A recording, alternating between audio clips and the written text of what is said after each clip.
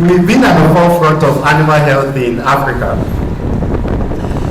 And as you all know, some of you here, Mr. Adam, please can you come? And so, you're a farmer, right? Yes. Okay. And then, how can you value the support we've given you over time? It's amazing. Thank you. Thank you. All right, please sit down. Please come forward. You're a farmer, right? Yes. So how will you value the support we've given you for the time you've been with us? Thank you. All right, so we've been at the forefront of animal health for a while now in Nigeria. We have the mission to take it across Africa. And one of the key things we realized is that farmers need support. The price of feed 2 years ago is different from what it is now. The cost of drug. How much is oxygen? Who knows how much is oxygen? How much is oxygen? 4,000. 4,000! It used to be 3,800. They changed it now. It's 4,000. When I started my practice early 2009, the oxygen was selling less than 1,000. So the cost of drugs are high, the cost of vaccines are high, the cost of feeds are high, and then the output are, they are slow in going high, because if the price is too high, people will not buy. So the farmer are at the receiving end of virtually every disaster happening in the animal health industry.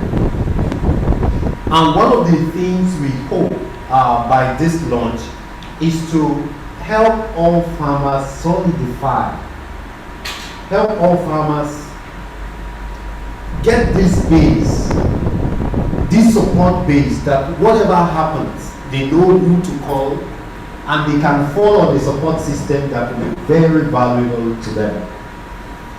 I want to start by sharing the reason why we're doing what we're doing.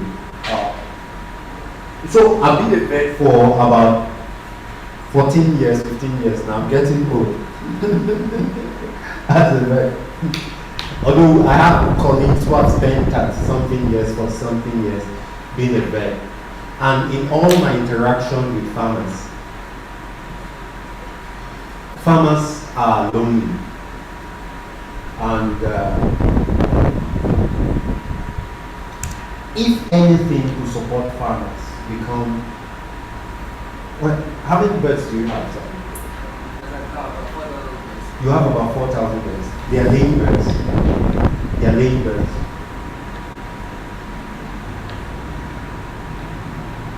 Are you breaking even?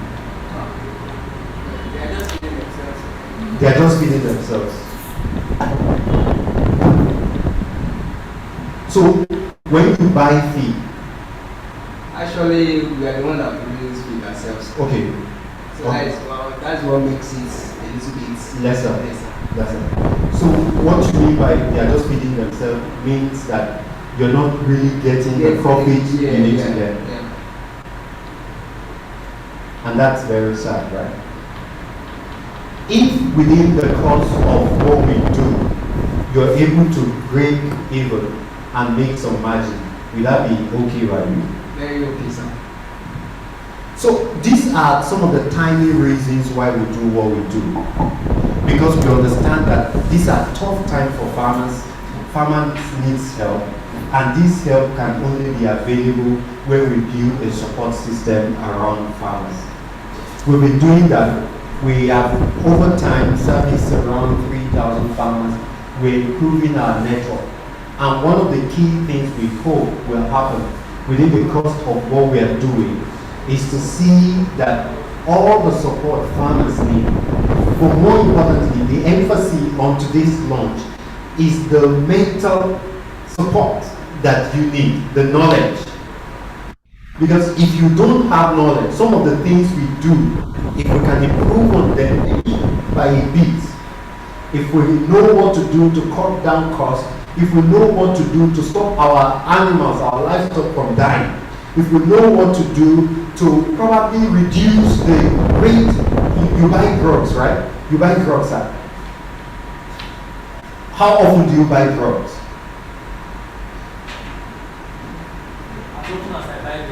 As often as you buy beds. Right. Now, so drug is also a major cost point, correct? Other than feed, drug, vaccines are major cost points. One of the things we hope is that we are able to give you the knowledge you need to reduce your use of drugs, improve your vaccination, improve your biosecurity, but more importantly, reduce your cost of some of the inputs you use. And we are setting up more like a 10-week class to see that by the time you're done with this 10-week class, you'll be able to come out fully baked. Not half baked, but fully baked. And what we mean by fully baked is that you'll be able to make key decisions, core decisions on your farm. You'll be able to change some of the things you do. You'll be able to improve on some of your activities. You'll be able to improve on some of your activities, and at the end of the day, you'll be able to save some costs, expand your farm, and more importantly, put a smile on whoever is bringing money into the business. So that's the summary of what we intend to achieve with the Farmalert academy that we're trying to launch. The second thing that we're also trying to launch is that when the age where talking can save depression. I was somewhere in a class in Abuja, and they were talking to veterinarians. That was the largest gathering of veterinarians in Nigeria. And one of the key things they said is that vets are prone to depression. That globally, they've seen the statistics that vets are prone to depression. And you know, farmers who are really very prone to depression, right? Yeah. You know, when I was starting my practice back then in Zaria, a woman took a loan for 2,000 birds, and then a disease came into her farm, and every day she was losing the birds. Then she started also losing her life. She was hospitalized. Her birds were sick. She fell sick. And you know, I can imagine, because you know we also run a business. I can imagine the stress involved in seeing that you took a loan, right? You took a loan, you fed the bird to probably 18, 20 weeks. You know how much you must have spent with that kind of thing. Thank you. Took a loan, spent in feeding those birds, in medicating those birds until they are 18 weeks. And then at the end of the day, you're losing them. You're not just thinking about losing those birds, you're also thinking about the pressure you will face to the people that will soon knock at your door to ask for their money. Some farmers are on bank loans. I have a friend in Lokoja. She took, some of us know Lapo, she took Lapo loan. She didn't tell her husband. So when the time came to pay, she couldn't pay. You know, the day, because she wasn't forthcoming, I expected her to have come to our service center to pick some things, and she wasn't forthcoming, so I was bothered. And then she said if I could see her. I went to her house. She said the headache that is catching her is from it's from the center of her head down to her spine. She was almost getting paralyzed. I said the best thing for you to do now is to open up to your husband. Like, whether they will kill you or they will not kill you, but you have to open up. And just few moments of talking with her, she had summoned up the courage to open up. Although, you know, the husband quarreled her, but pay. 3 days or 4 days after the small advice that we gave, she had her peace back. So we realized that farmers also could go into clinical depression. And one of the things we want to do, also launch today, is the Hello Farmalert concept. And the Hello Farmalert, thank you. Thank you. The Hello Farmalert is to provide a national line. We are engaging, not us, some of us were slightly busy, but we're engaging 2 people to man that phone number. That when anything is wrong, we call it advisory. We might not come because we don't have the structure yet to solve all problems nationwide. But you need somebody to talk to. You need somebody who has been in your shoes or who is in the industry. You need a professional to talk to just talk. Sometimes talking can be a heavy medicine. Just talk. You need somebody to talk to. Then you can find the line useful. These are the 2 core things we are launching today. The Farmalert Academy, to ensure that we build farmers that can build better businesses. Secondly, to offer ourselves as a friend to farmers.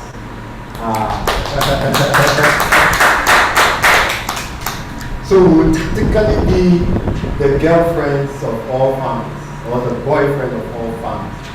You dial the number, somebody will be there, nicely picking up the phone, listening to you, and then encouraging you. We have 2 lectures today. One by Dr. Moses. Dr. Moses is still on his way. The second one, we will have somebody from Making More Health. And we'll probably take the person now. Nasser is online.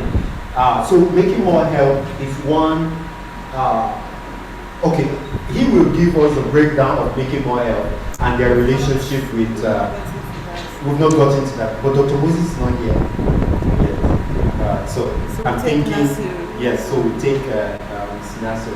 He's going to be, yes. So, one of the reasons why we are strong enough to give support to farmers is because we are also getting support. Right?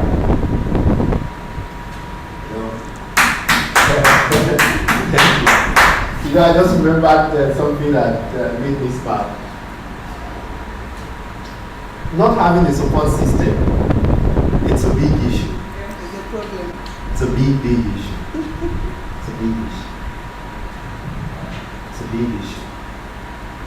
So as we're supporting farmers, we have people that are also supporting us.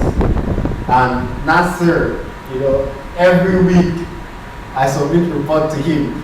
Every week I talk to him. In fact, this real RAS project that we're going to be launching today was an idea he brought up in one of our discussions. He said, "Fem, why doesn't Farmalert set up a call center?" I wanted to, we have quite a lot to do, and why should we now start setting up a call center? But by the time I was done with the mentorship discussion with him, I saw the need to have this project kick-started. Unfortunately for us, we are starting it up today. So this is the way I like you to help me welcome Nasser. Nasser, we can hear you clearly. I've also made you the co-host, and you will be able to share your screen appropriately. So you will have the next 10 minutes to talk. The camera is just focusing on the stage, but everybody can hear you in the audience, and you can get into it. Thank you very much, Nasser. So you introduce yourself, and then introduce Making More Health and what you're doing with Farmalert. Thank you, Nasser. Great, thank you so much, Femi. Can you confirm that you can hear me? Yes, we can hear you. Of course, we can hear you. Okay, fantastic. Thank you so much. It's my pleasure to be a part of this event today. Really proud of the work that Farmalert is doing. By way of introduction, I'm Nasir Katuramu. I am the project manager for the Making More Health Accelerator. And I'm just going to take a few moments here to introduce to you all the Making More Health Accelerator, where it came from, what we are doing, where we are going. So if you don't mind, I'm going to share my screen and just share a few slides that will give you all a context of what the Making More Health Accelerator is. Are you able to see my screen? Please confirm. Yes, we can see. Just expand the view here. Okay, fabulous. So the Making More Health Accelerator, which I have had the pleasure of being a part of for the last 3, now going 4 years, is an initiative of a much bigger partnership between Boehringer Ingelheim, which is a pharmaceutical company based in Germany, and Innovators for the Public, which is a non-profit organization based in the US. And these two organizations are both leaders in their own right within their industries. Ashoka is the world leader in the field of social entrepreneurship. In fact, Ashoka is credited for coining the phrase social entrepreneurship. And Boehringer Ingelheim is one of the leading pharmaceutical companies in the world. It's the oldest family-owned, privately owned pharmaceutical company in the world. It has over 60,000 employees all over the world, and it's very big and very successful, over 100 years old. These two organizations came together over 10 years ago in 2011. And the idea was to see how two organizations, one from the private sector and another one from the development sector, could come together and collaborate in a way that can create more benefit and value for society. In this case, the mission was to advance access to healthcare for underserved communities around the world. And so it's been a long journey, and along the way, there have been several milestones. I'm just going to go through a couple of them. So following 2011, the launch of this partnership, immediately started with the support of the selection of Ashoka Fellows, who are social entrepreneurs that form the network that is supported and constantly growing under Ashoka Innovators for the Public. Boehringer Ingelheim has supported the election of hundreds of fellows in the healthcare space across Africa and the world since we started to work together in 2011. That program is still ongoing, and I believe Farmalert is actually one of those beneficiary Ashoka Fellows that joined the Making More Health family as a part of this initiative. We have also launched, as part of Making More Health, community in India in 2014, and there's one that started recently in 2019 in Kenya. Those are basically initiatives that are focused on working with local stakeholders at the community level to address all things that affect the lives of those members of the community, everything from access to clean water, access to basic medicines to address preventable diseases, economic empowerment programs for the women in particular in those communities, and so on and so forth.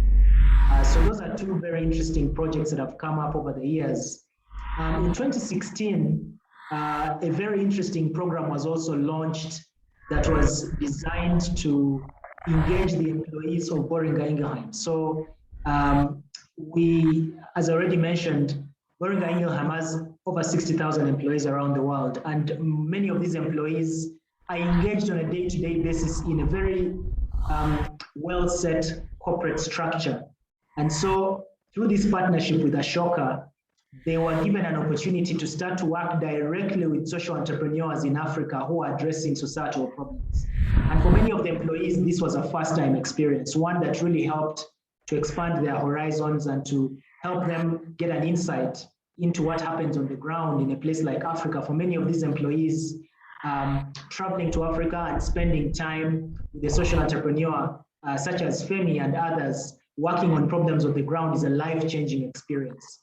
And so this executive in residence program is one that actually led to Boehringer Ingelheim being awarded an Employer of Choice Award in 2020 because employees within the organization and potential employees who are looking to join the workforce there found this particular program to be extremely attractive. And so it's one of the things that we're really proud of as part of the Making More Health partnership. In 2018, in 2017, we expanded the scope of the fellows that are supported under Making More Health into animal health, which is where now Farmalert falls. So since 2011, all the way until 2017, the focus was very much on human health, and the many different Ashoka fellows around the world that had received support from Boehringer Ingelheim and Ashoka were focused on human health barriers and addressing those. In 2017, the scope was widened to include animal health fellows. And in 2018, which is when I joined the program, is when the Making More Health Accelerator program was launched. The accelerator, as the name might suggest, is a business support program where we target social enterprises in the healthcare space across Africa that have got really innovative ideas and who are at the cusp of scaling and really dramatically growing their impact. So we try to find really creative projects, very high impact potential, and we bring them into the accelerator and work with them for a period of 12 months initially. And if that 12 months goes well, there's a second phase of engagement that takes another 12 months. The idea behind this engagement is to work with those social entrepreneurs to identify key strategic barriers that exist within the operations, and we co-create solutions. And we fund the social entrepreneurs to pilot those solutions. And if those pilots are successful, there's additional support, both financial and otherwise, that we provide them in phase 2 of engagement. So Farmalert, I'm happy to say, is one of the social enterprises that we are currently working with in the 2021 cohort of the Accelerator program. We're really excited to be working with them. Farmalert is only the second out of 13 projects that we have supported over the course of the last 3 years. Farmalert is only the second animal health project. And so it's one that we're really excited about. And this initiative, among others, is one that has been born out of this engagement in the Accelerator program. So we're really excited to see them launching this academy. Really excited to see the results that will create for both yourselves as well as the broad and wider society out there. So the Accelerator program is one that is designed to address barriers to healthcare for both animals and humans. And we focus on awareness barriers, availability of access barriers, adherence barriers, and affordability barriers. So any innovation, any solution that is addressing any one of these problems for both humans and animals, those are the projects that we are keen on working with in the program. Looking ahead, what we try to do is really to foster a win-win partnership model where we work with social entrepreneurs such as Farmalert, we work with community partners to try and address infrastructure challenges, education and culture challenges that will help to create healthy and sustainable communities in all the different markets that the program is being implemented in. So at the moment we are working in Nigeria, in Ghana, in Uganda, and in Kenya. So these are 4 countries that we're currently working in, with the hope to expand to Rwanda as well in this coming year. The way the program is designed, it is structured over a 12-month period. We have, after the selection, which is a very rigorous process where we identify just a few innovative projects to work with every year. So this year in 2021, for example, we only selected 4 projects, of which Farmalert is one, and we work with them through a series of activities.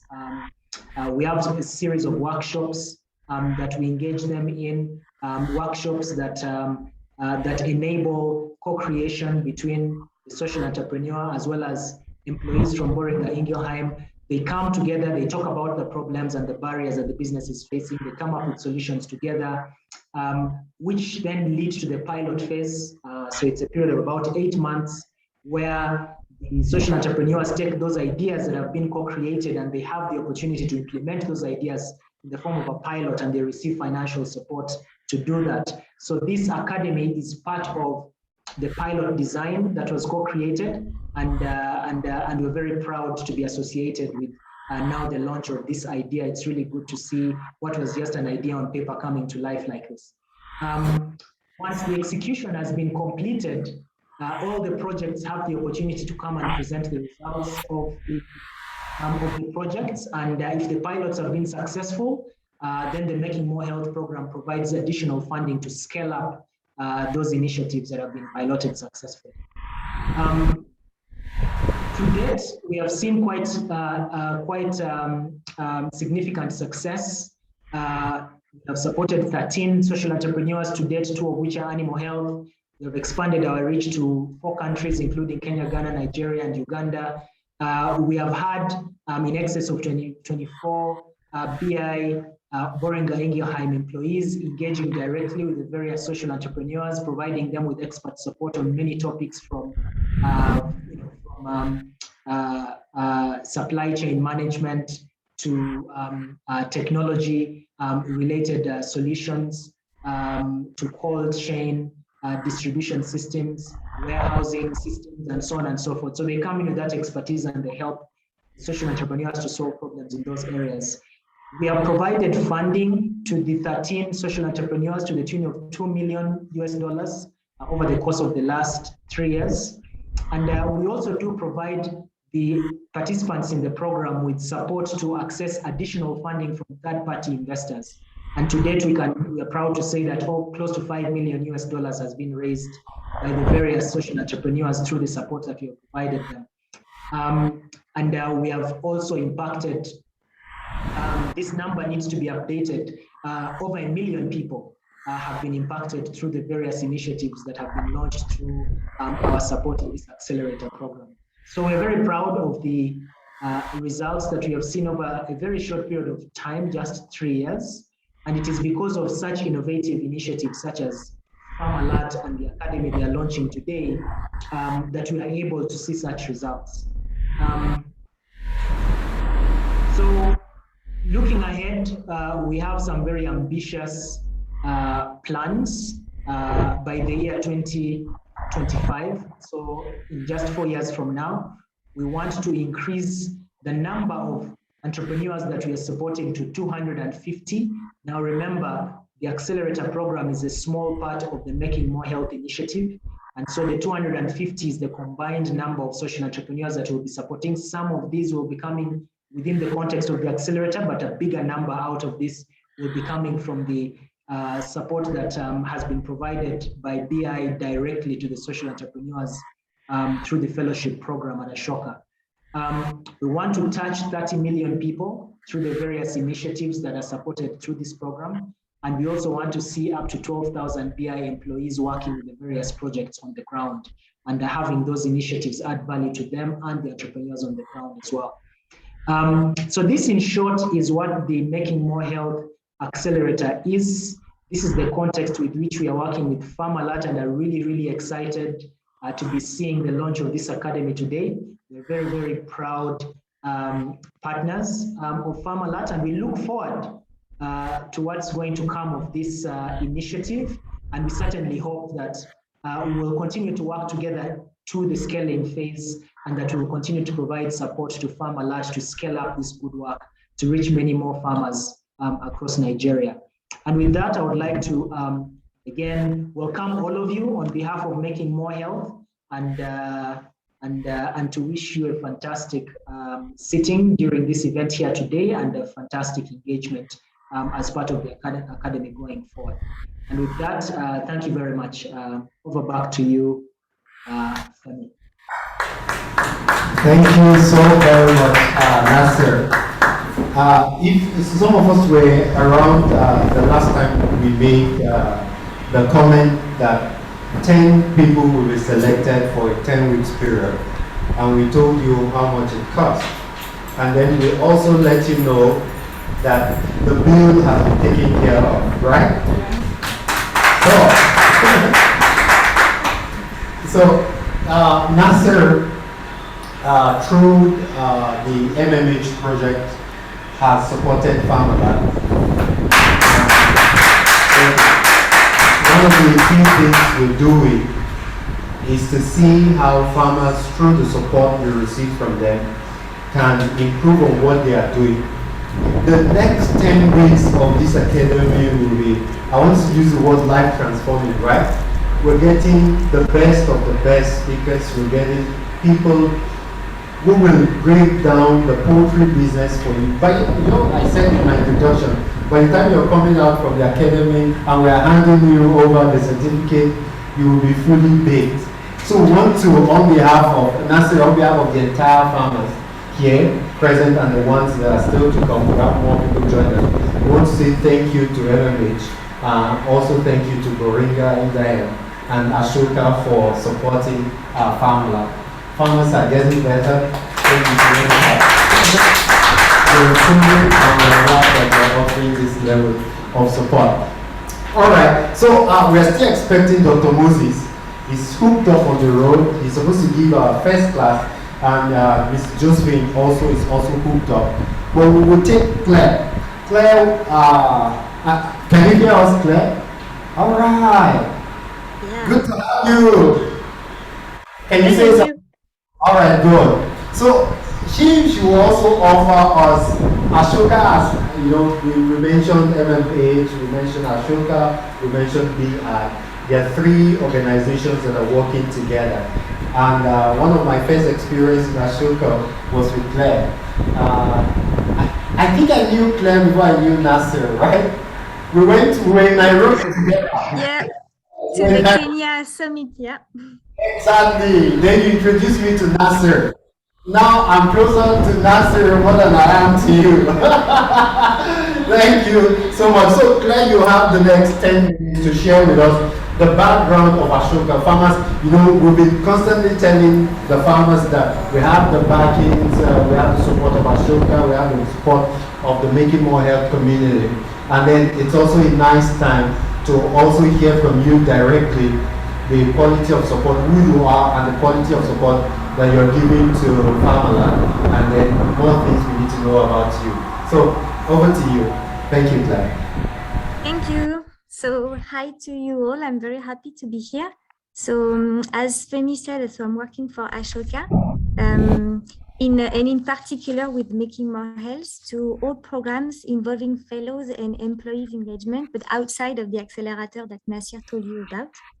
And so at Ashoka, we elect social entrepreneurs globally.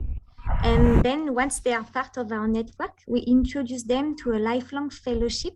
And our aim is to help them scale and champion social good. So how do we do it? So at Ashoka, we are a big network. So we have social entrepreneurs, but also partners from very different backgrounds.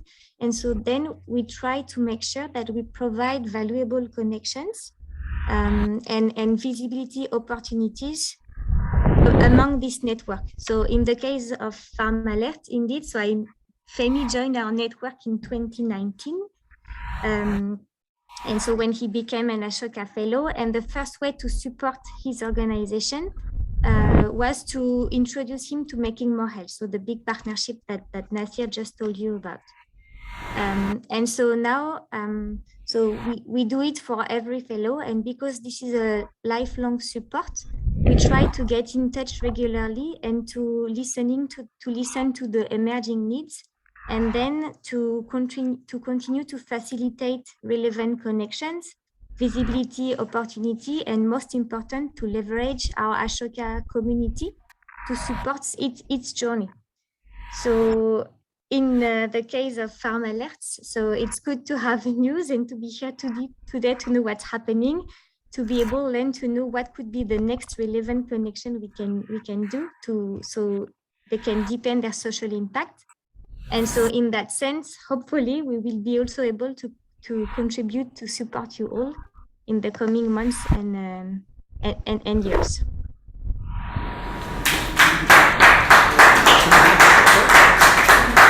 Thank you so much, Claire, and thank you for all the support. So what do we say to Claire? Maybe we should get one from please come.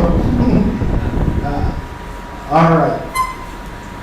And then Raji, please come. Please come. Maybe Mr. Razak.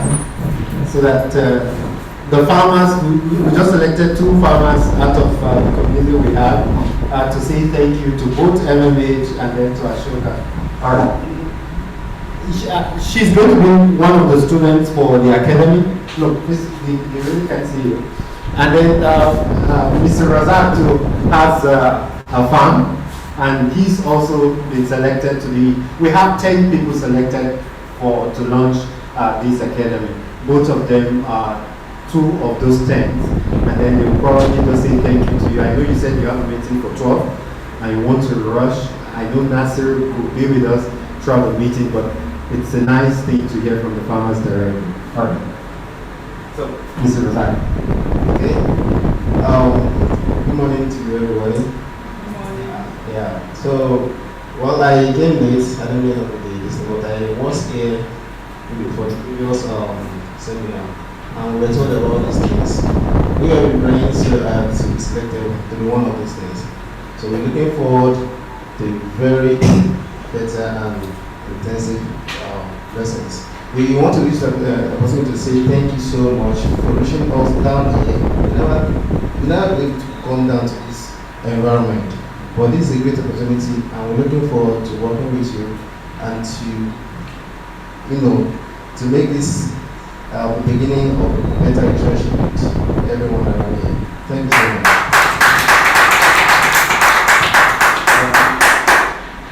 Good morning, everyone. Thank you, and thank you, Farmalert. God bless you for all your good efforts. For all your good efforts towards the young farmers and the great farmers. May God bless you all. All right, thank you so much. Let us do one more, and then say thank you. Thank you to MMH, thank you to Ashoka. Yeah, I want to say thank you to Make it more. all you guys are doing. I want to say thank you to MMH and also to Ashoka. You are really trying to boost all the efforts of Farmalert in ensuring that social entrepreneurship takes foot in all its areas of influence. And I want to say thank you very much. All right, thank you. So we have 10 students. I think I can take 5. Hello, Claire. So thank you very much for all you do. It's been amazing down here. Like I said earlier, it's great to see all the efforts being made, yielding results, and we know it's going to yield greater results. Thank you very much. Thank you for all your efforts, your support, and continuous followership. We're really grateful for it. Not just starting a project and leaving us behind to carry it on, but working with us to see that we yield or we come to that final fulfillment or the goal that has been set. We're really, really grateful. Thank you so much. Thank you very much. One more. Yes, you. We're really grateful for your kind support. We appreciate all that you have been doing for us. The rest of us here, Farmalert, BI, Ashoka, we're grateful. We as farmers, we say thank you all for your kind support. All right, so these are some of the farmers that we're supporting for this academy. They'll be going through a 10 weeks intensive class with us, fully funded. They are not paying a dime. We're going to be bringing in speakers and trainers. We have a faculty board already that's going to go through the curriculum. We've gotten it approved later part of last week. I'm going to also be sharing it with Nasser. And by the time we're done, our hope is that the farmers here can pick up whatever they learn and then use it to better what they are doing, but more importantly, expand their farm. So on behalf of all the farmers and the entire community that we support, we want to say thank you to you for the support, and also want to say thank you to Nasser for all the support. All right, so thank you. You could still stay online while we go on with the other projects. I will just take 2 minutes off to call Dr. Moses. Dr. Moses is taking the first, Moses is taking the first class. Josephine is also taking the second class, just to know where they are. If they are not close by, then I'll just start one of the classes. Okay, Miss Josephine, she's online. Mrs. Josephine, can you say something? Are you going to say, where are you? Lagos traffic. You're muted. You're muted.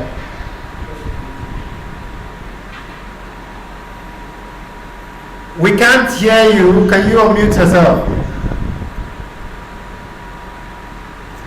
Yes, we don't.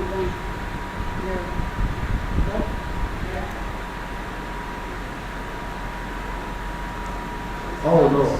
Can you unmute? Oh, I know. Just give me. Yeah. Now I can. Now you can hear me. Sure, Hello. you can go on now. Hello. So I'm stuck in traffic. I doubt. I'm stuck in traffic. I doubt if I'll be able to make it. I hope you can hear me. We can hear you, ma'am. All right. So you can start the first class and I'll take the second online. Okay. Okay, Femi, if you can hear me, I'll be there in 15 minutes. Okay, sir. Yeah. So while we're waiting for Dr. Moses, let's do our I'll be there in 15 minutes. Sir. ourselves. Want to meet us? The traffic today is crazy. My name is Mercy Ola, so I work with Farmalert, and we love to know ourselves. Let's start with Mr. Ada. I know you already.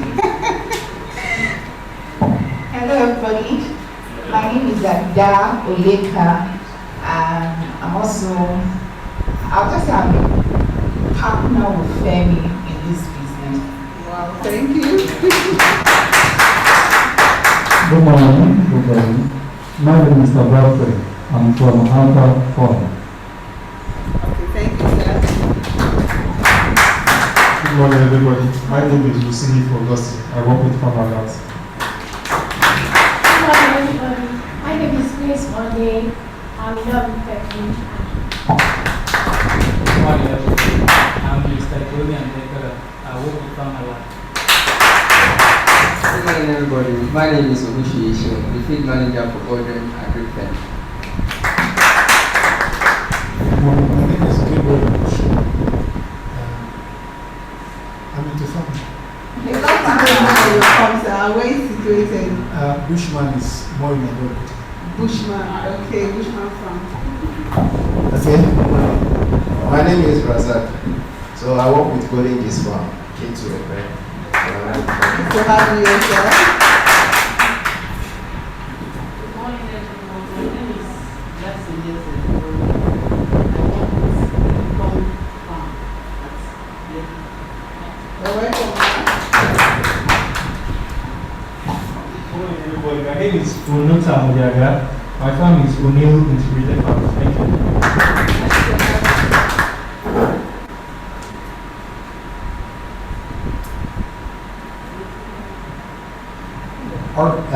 So, Dr. Moses, you said you're going to take 15 minutes? 15 minutes. Yeah, I said I'll be there in 15 minutes. At least I'm out of the traffic now. So in 15, I'll be there. Thank you. Okay.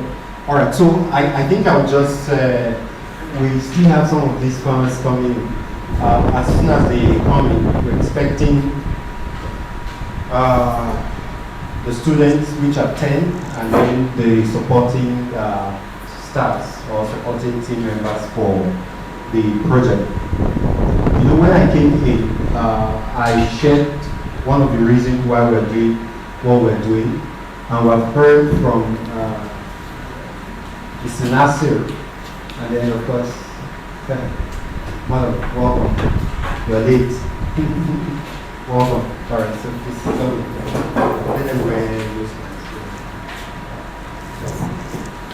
I shared the reason why. So maybe I'll just think like, since Dr. Moses will take around 15 minutes, share experiences. Now we have some of the people who are supporting us.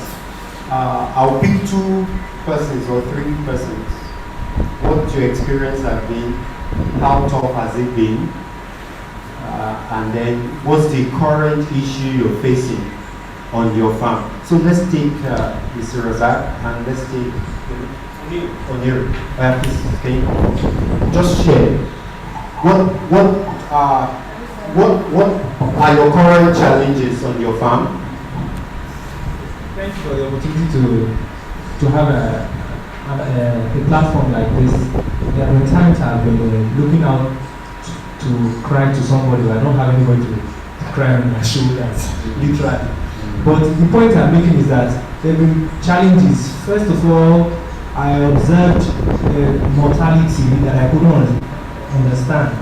The birds were dying at a fast rate, and I just bought them.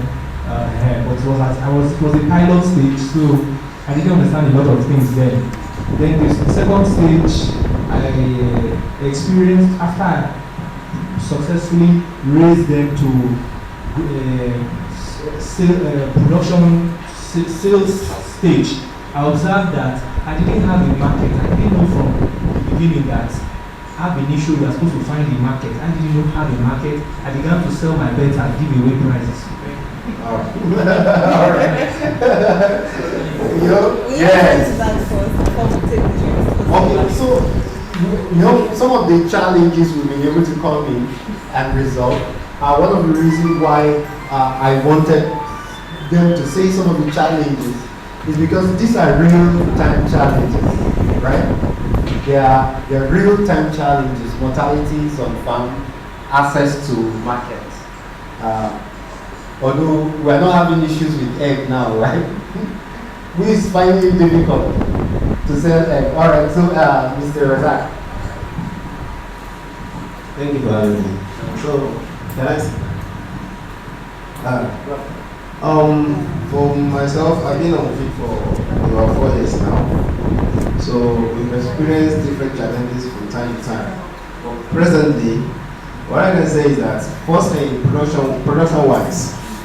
So I noticed since the aftermath of COVID-19, production of birds has been below par. So we have been on average of 74-75%. We've done everything. The birds are very healthy, and we even try different type of feeds. But at the long run, I discovered the qualities of the feeds we are using have been reduced drastically, probably because of the pricing or things like that. So thank God I was there for the New Hope stuff. So I tried the feed for so I segmented some part of my some of my birds, tried the feed for them. So 4 days after, the production for that section from 75% rose to 84%. Wow! Yes. And they sustained that for the 10 days I tried that feed. So immediately I stopped, they went back to that 75%. So that tells us that the food quality has been reduced drastically. So this is not to banal any feed. It cut across all the feed we've been using before. So that is the production wise. Elsewise, around Ekwe and environment, we lack the services of proper veterinary medicine, veterinary doctors and hospitals. Because there are times we need to take our best to get to know exactly what's wrong with them. But we have to do as far as Ogun State to get any viable ones. So the ones we have are just normal PM. We sometimes so we use drugs from time to time, different drugs. At the point they are even forming resistance of most of the drugs. So elsewhere we have issues, and I've already addressed the production wise and net wise. The marketing side. So normally we only have period of lots and period of scarcity. It normally comes once in a while. The lots period usually once in a year, and the scarcity too. But only this year, we've experienced growth like 3 or 4 times. So not even pinpoint the exact issue again. Now we are selling at a very fine price, everybody is happy. But before you know now, everything will crash. And middleware will start playing on the trend and doing everything. So a lot of things is happening. That's the few I can say about it. Alright, so thank you so much. And in our interactions with you all, as an organization, forward-looking organization, we picked all these challenges. And most of the things we've designed, some of you are aware of them, is to intentionally solve. I'm happy you said in the meeting you came for, you got what you need, and then production went from 70-something to 8-something%. So there's always something to do if you know what to do. There's always something better to do if you know what to do. And it's our belief that at the end of this academic, production will be up and will stay up constantly. So Mrs. Josephine said she wants to be set up online, right? Madam?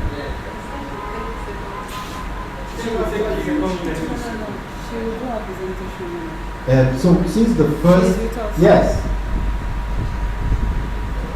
somebody we need to, I need to make her a co-host. So just a moment, let me make you a co-host so that you can control.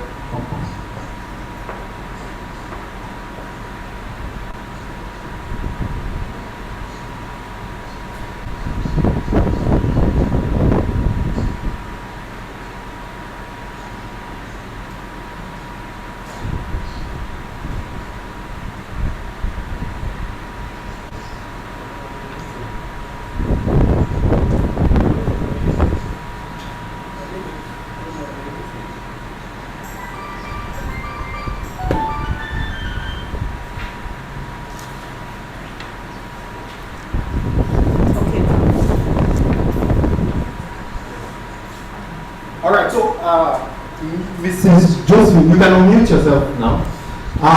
She's going to be taking for another 20 minutes the reason why we need to build strong community with a focus on effective networking.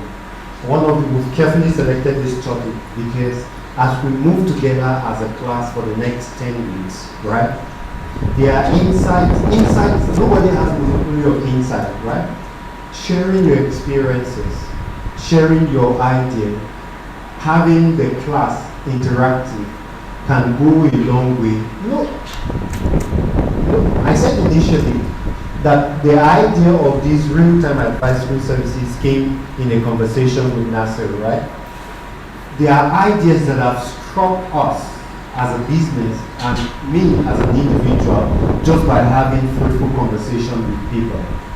And I think the ability to be able to work together as a community is not something we can overemphasize. So Mrs. Josephine, she's the head of talent in Ashoka, Africa. And she's going to be taking us through for the next 20 minutes. She's actually supposed to be here physically. Her flight was delayed from Abuja to Lagos. I said she could make it, but again, since it was delayed, she got to the airport at about 10 or thereabout. She used Google Maps. We stay outskirts. This place is so far. And it's probably going to take us so long a time to get here. But good thing that we have her connected online and she will take the next 20 minutes. Please put your hands together as we welcome Thank you very much. Yeah, I hope you can all hear me. Yes, we can all hear you. All right, great. So, Dr. Femi, I want you to do something because I have an activity that I would like them to take part in. Can you divide the crowd that is there? How many people, how many participants do you have in person? 4, 5, 6, 7, 8, 9, 10, 11, 12, 13. Okay, so divide them into two. Into two groups. Let them be divided into two groups. We have talked about gender, right? Just two. Just two. Divide them into two groups.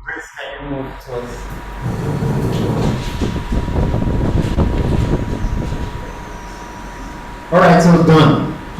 All right, great. So in that two groups, I'm giving them an assignment. The assignment is that for 5 minutes, we now have two communities. So for 5 minutes, they should find out in their own community what they need to try. And then after 5 minutes, they will present it.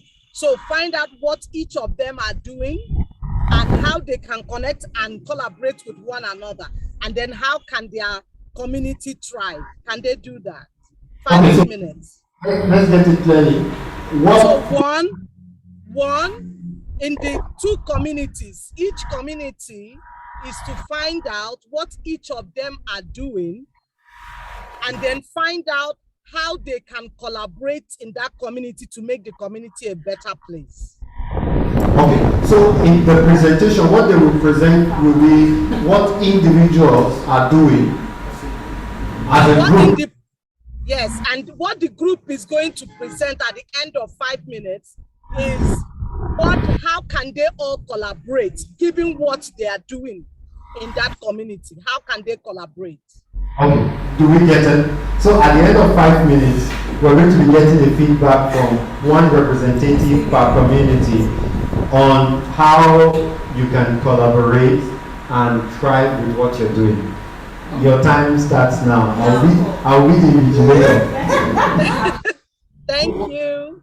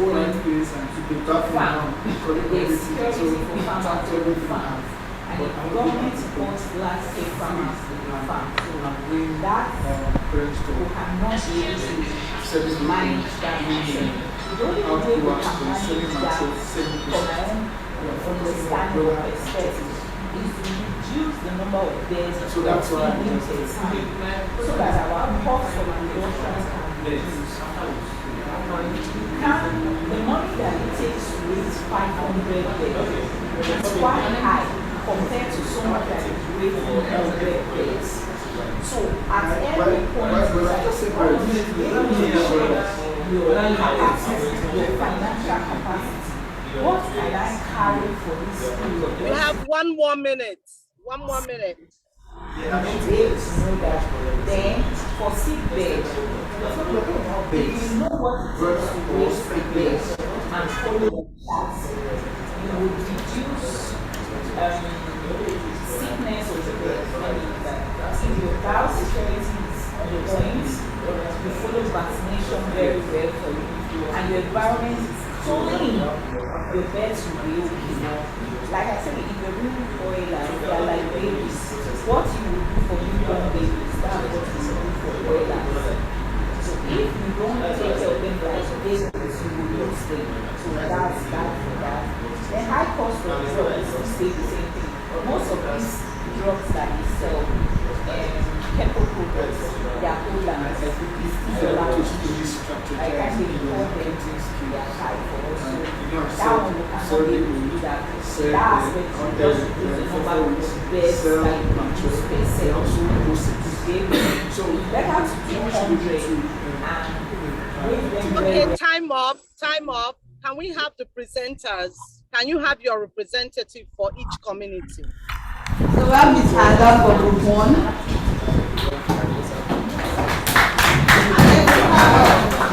Mr. Razak represents the second group. You have 2 minutes for your presentation, please. Just 2 minutes.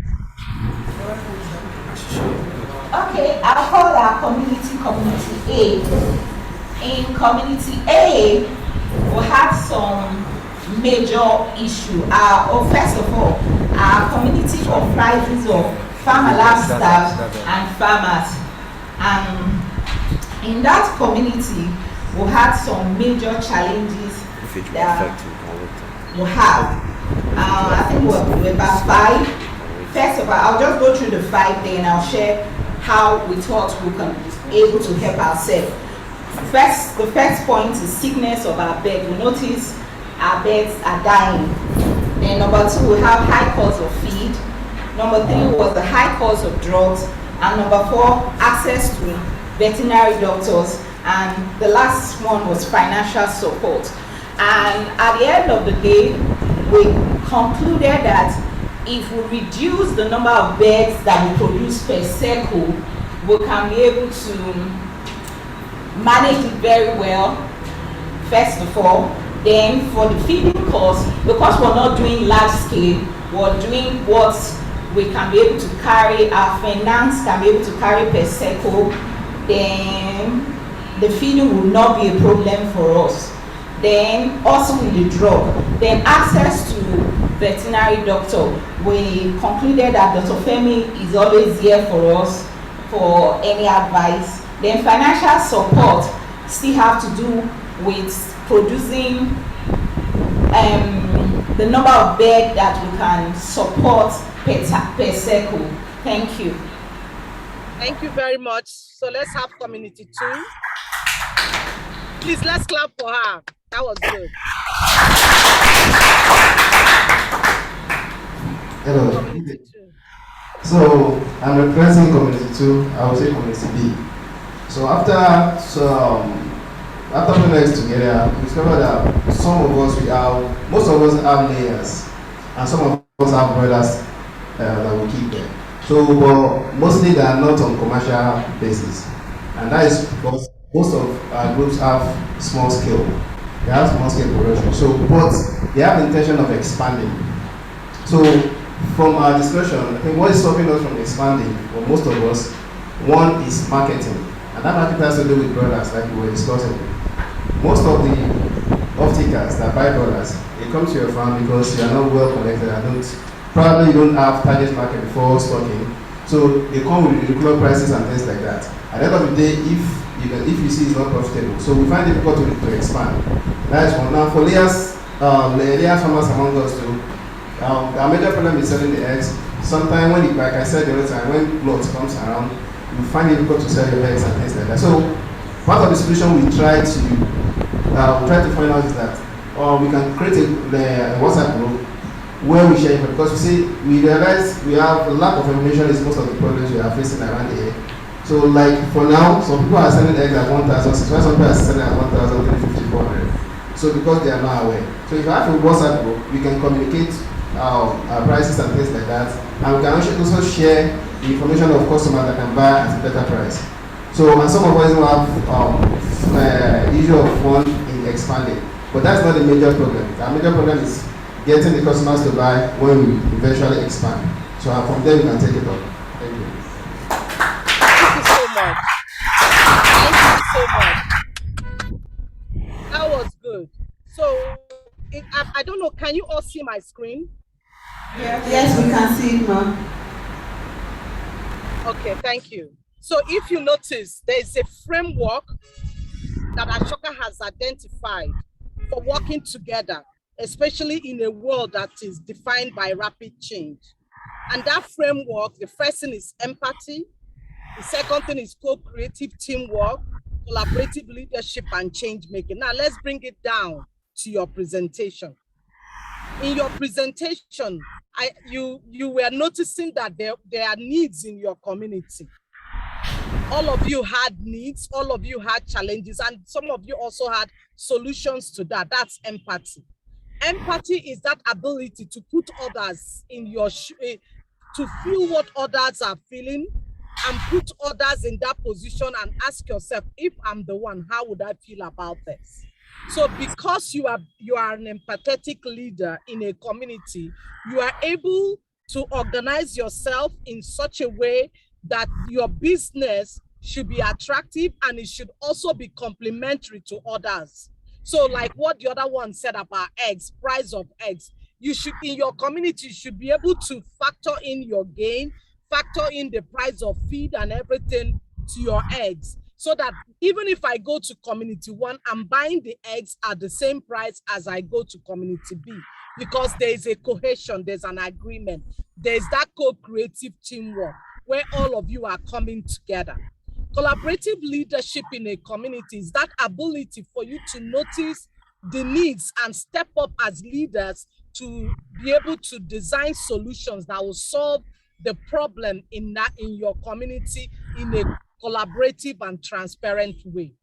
So it's important that as leaders in that community and wherever you are, as you are working, you are not just thinking about profit, you are thinking about expansion, which I heard from community 2, and you are thinking also of how do I make sure that as I'm doing my business, I'm not doing it to the detriment of my brother or my sister, that my business is complementary. Is there that my community member can complement? Because by doing it that way, all of you are being collaborative and you are being leaders, you are stepping up. Now, change making in that community is all of you being able to identify innovations, being able to identify solutions and bringing those solutions and not hugging it to your heart, but bringing those solutions to your network and to your community, tools, resources, information, so that everybody is growing. A healthy community is one where everyone is growing. An unhealthy community is where you have the imbalances and where some people are doing well and some people are not. That's not good. So if you want to build a good network and you want to have a community that thrives, you ensure that you set up that system where innovations are recognized and shared, where tools and resources are shared, where information are shared, where people can collaboratively do things and everyone is thriving in their various businesses. So I'll stop here for questions. Thank you. I notice I have 2 more minutes. Questions for her regarding collaborative. You made a difference. Hello, my name is Adaisy, or Ada, so that you can be able to. You have a chemical as a place where everyone is growing evenly. In our present society, whereby we see that people want to just prosper at the detriment of others. I want to make more money compared to my Can I see a daisy? Good. I can see a daisy now. Is it possible to have a healthy community of farmers with our present reality today, whereby corruption, strife, and people are just thinking about themselves only? Thank you. Thank you, Adesi. Thank you, Adesi. I believe in one thing. We can build that community, even if it's one community at a time. Start it. If you decide to start it, if everybody that came to this meeting today decide to start it, it will thrive. You see, cutthroat competition is not healthy in any community. Cutthroat competition is not healthy in any community. There's an information I will have. By the time I share it and that information spreads, it will lead to everybody living a healthy lifestyle and their business is thriving. I don't want to be the only king in the jungle. I want to have every other person so that when people have needs in their resources, it's not only me they will come to, it will be spread evenly. So let us make an agreement to build a healthy, thriving community, regardless of what is happening in our society today. It starts with one person. Let's start it. That's a challenge. Other questions, Papa? In the absence of no question, ma. Can you hear me, ma? Thank you. Okay. Yes, I can. No further questions, ma. I can. Thank you so much. Thank you. I appreciate that. Dr. Moses Arokoyo in the house. So you'll be taking us on, we're going to have you for traffic delaying. So you'll be taking us on the topic, the 21st century farmer, a focus on learning and growth. You're welcome, sir. We have an office for you.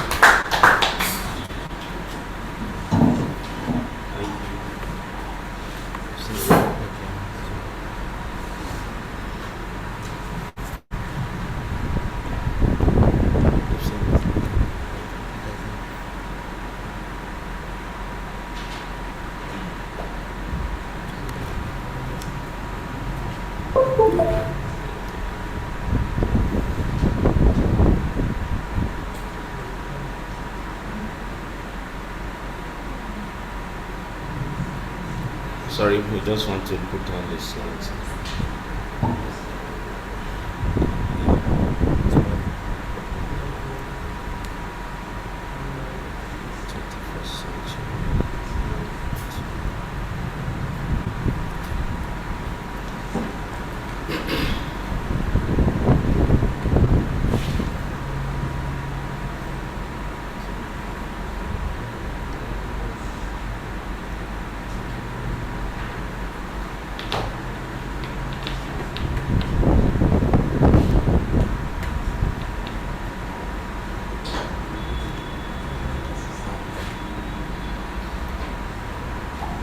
Okay, a very good afternoon now to everyone.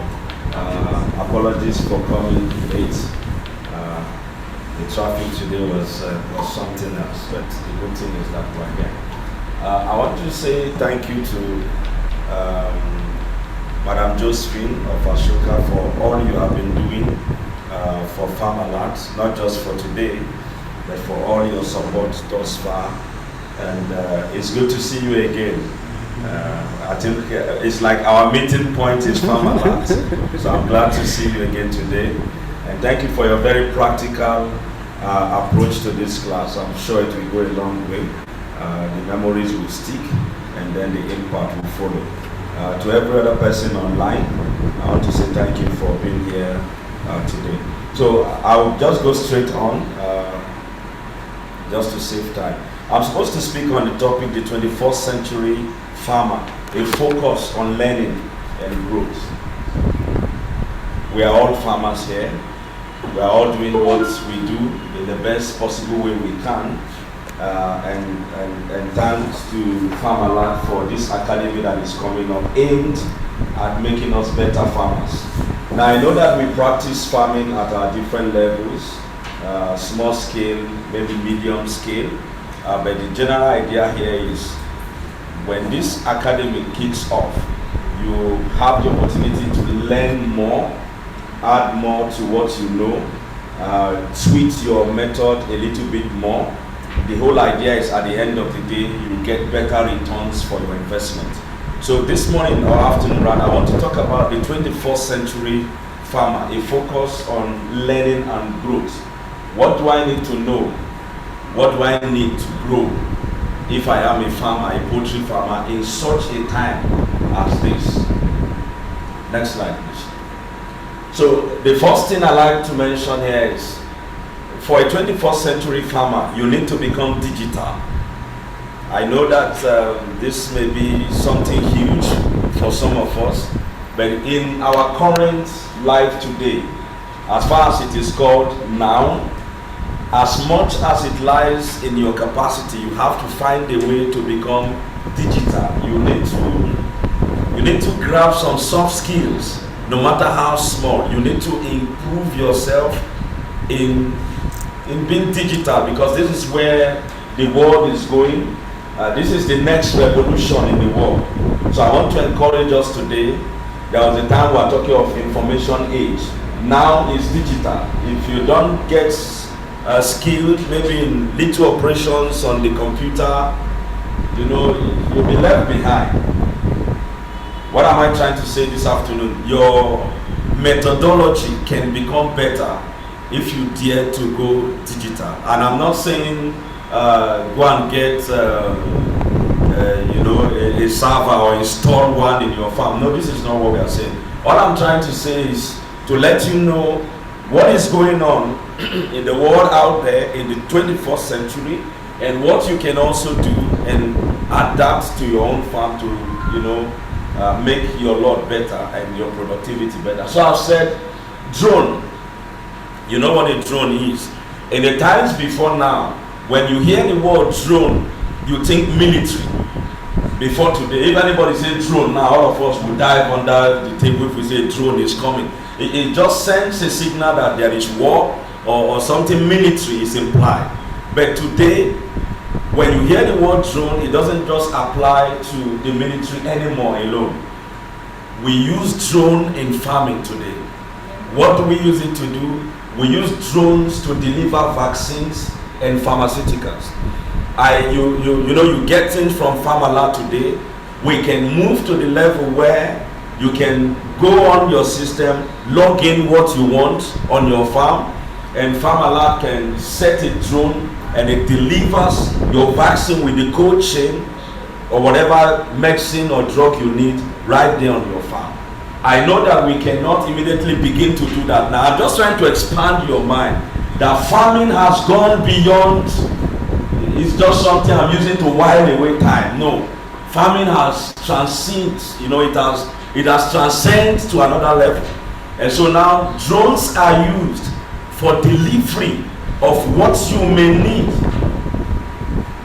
from your supplier directly to your farm. Again, now people use drone to access information on the field. Unlike before, you say, let me go and count how many chicks I have. I mean, for some of you, maybe you have backyard chicken and they are running all over the place. People set up drones now, aerial drones, and it just counts for you the number of chickens on the ground. Again, I'm not saying that this is the next level you need to go to. I'm just trying to expand our mind that this is the 21st century and farming has become something that needs skill. It's no longer something we barge into without consulting for necessary knowledge. So now we see drones for monitoring, and again under the digital farmer we see equipment. Today there are apps you can get. I'm sure somewhere along the line Farmalert will help you to begin to learn how to go on your system on certain apps, and you just plug number of eggs collected today, you say 78, you plug it in. How many people came to work today? 5. You click 5. And in 5 minutes, the app is able to give you a feedback to know whether you are making profit or not. You are able to know from the app that you have too many workers on your farm. You will never break even with these 20 people you have employed with 78% laying. You won't break even. The app can tell you that. So the 21st century farmer needs to begin to think of how to become digital. Like I say again, this is not aimed to discourage you. It is to expand your mind. It's for you to write it somewhere in your mind that I have this as a focus in the times to come. You may not be able to start from using drones.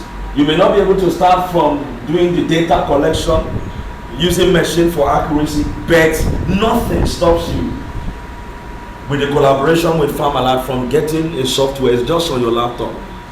It's like a spreadsheet. All you need to do in the evening, all those things you write in an exercise book that will tear, or one of your staff get angry, he stole some egg, you will know, he tear the paper out. When you put that on the app, you get accuracy of performance, and you know where you are lacking and where you need to improve. So the 21st century farmer needs to become a digital farmer. You have people who buy from you. You log that into the software. You have 30 customers, just name, address, quantity of eggs they buy. And you set a reminder on that app. You have not seen Madam Ngozi for 2 months. The app will pop up a reminder. You are about to lose a customer. All you need is take your phone and call. You are not the one doing it. The app is doing it for you. So the 21st century farmer needs to begin to think digital. And don't think too big to start from drones and what have you. Start with your phone. Do you have a record of your consistent customers? The one who came and bought 50,000 and you've not seen in 3 weeks. Can you take your phone with the address and do a home call? We have not seen you. Didn't we serve you well? This is all we are trying to say when we say be digital. We won't start from buying a server. We will start from using our phone for proper documentation. Next slide, please. I have just 5 slides. Next slide. So the 21st century farmer also needs to be a cutting-edge vaccination farmer. What do I mean?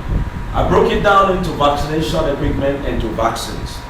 Again, the idea here is to expand our mind that as your farm grows, I want you to know that there are certain practices you can still adopt that will make life more easy and more comfortable for you.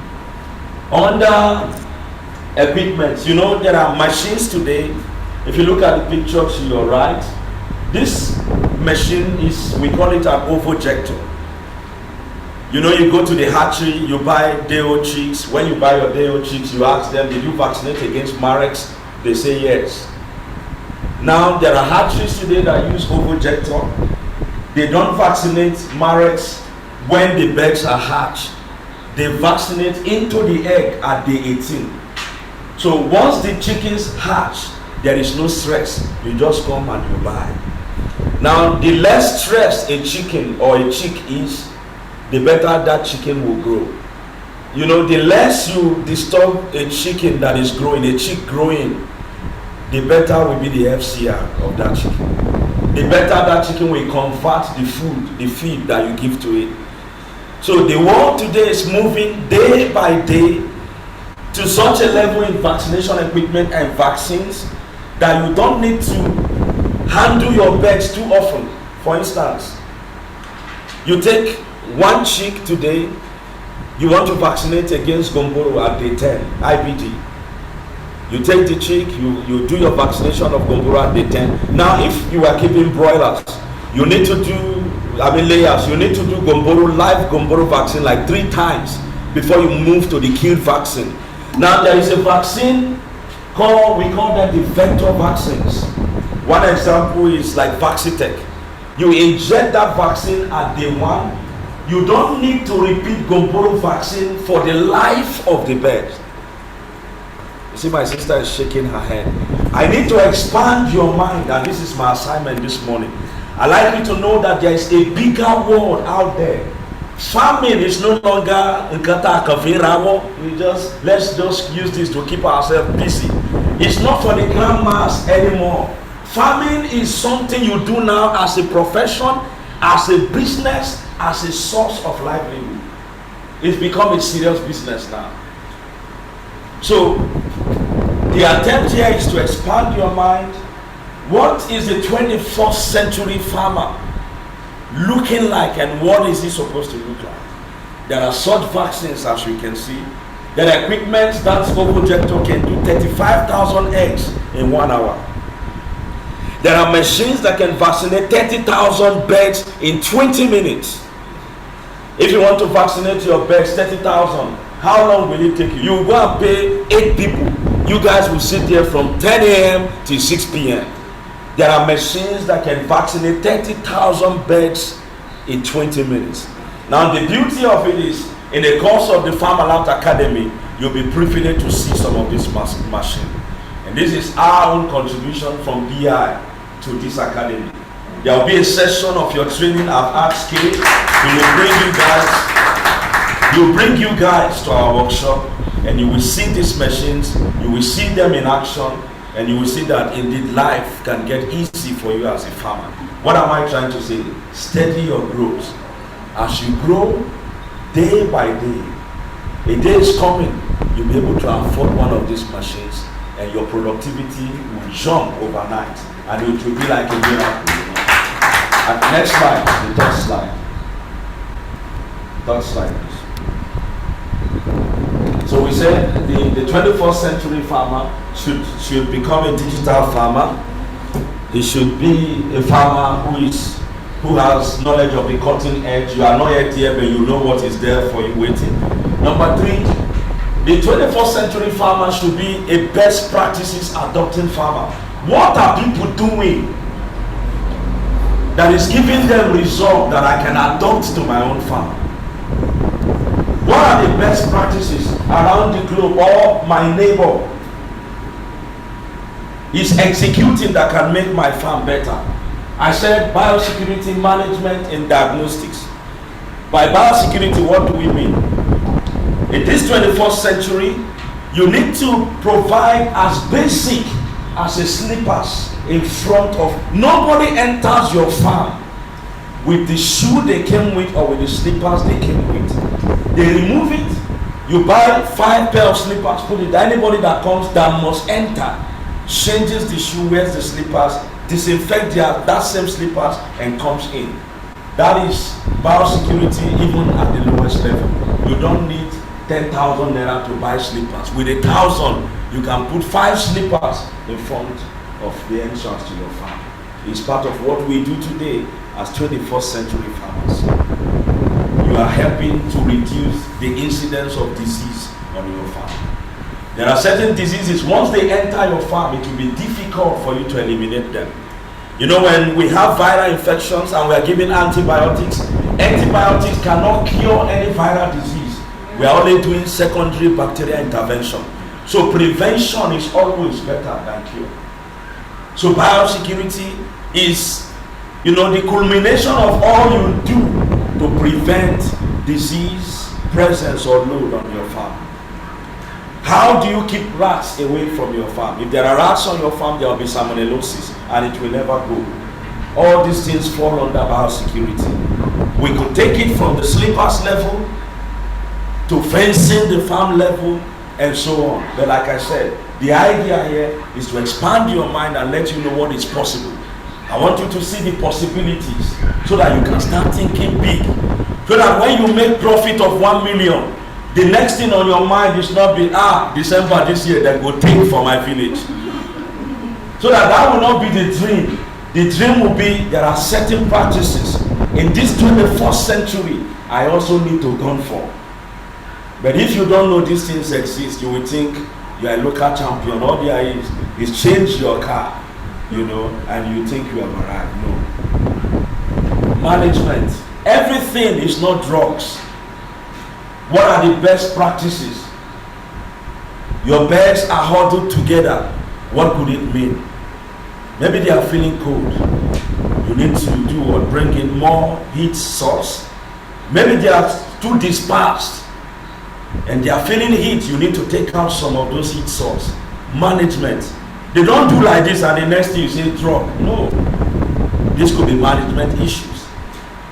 If you change feed, we're talking nutrition, you are giving top feed, all of a sudden you change to hybrid, production drops, you say give me gentamicin. You are wasting your money. So you don't change feed anyhow, especially for birds that have begun to lay. These are management issues. These are things the 21st century farmer must know. And for that two staff you have, you must train and retrain them. Every knowledge you acquire, you pass it on. Don't say, no, if I show them how to do this, they will go and start their own. Is it not somebody that showed you what you know? So you teach them so that they can do what you would do if you are not there. We train and we retrain. That is what the 21st century farmer will do. Diagnosis, diagnostic approach, we may not get there today, but I'd like you to know that the right thing to do when you acquire day-old chicks is to screen. Today now we do DOC screening. You don't just buy day-old chick, pack it in the carton and start going. Thank God you have an alliance with Farmalert. You have a vet who can check, does this bird have omphalitis? How many of you know what is omphalitis? So you need to do screening. When you see the umbilical cord sticking out and it's wet, it means the umbilical cord navel area is not closed. It means there is endless possibilities of infection. You take a bird, you check the vent area is wet. It could be E. coli. That means you will have issues, of salmonellosis. That is pylorium at the level of the chick. You have to learn to screen. This is what the 21st century farmer must do to increase profitability. You are buying 200 day-old chicks. In 1 week 50 died. Your profit have gone. Even if the birds lay 100%, you have just lost a lot of money. So we want to look at what are the best practices. What are other people doing that I also need to do on my farm? Next slide. Okay, the focused farmer is my second to the last. The 21st century farmer, which is, we here now. You need to be focused. Queen Yingling is today the richest farmer in the world. It's amazing because this man started farming in 1992.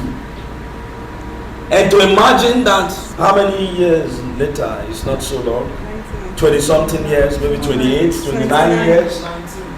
29 years later, this man is the richest farmer in the world today. I'm not saying in Nigeria or in Africa.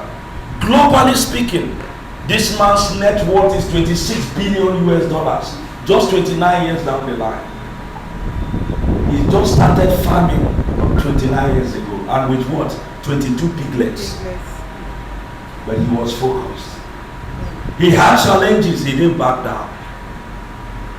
He had challenges, he didn't pack it up. Mortality in your chicken house, does that mean you should stop? No. You galvanize and you move forward. It's not okay today, it will be okay tomorrow. If somebody started with 22 piglets and he's talking 10 million pigs today and counting, it takes a lot of focus to do that. It takes resilience to do that. It takes being dogged to do that. And this is the story of this Chinese man. And what have I said here? Keep your eyes on the ball.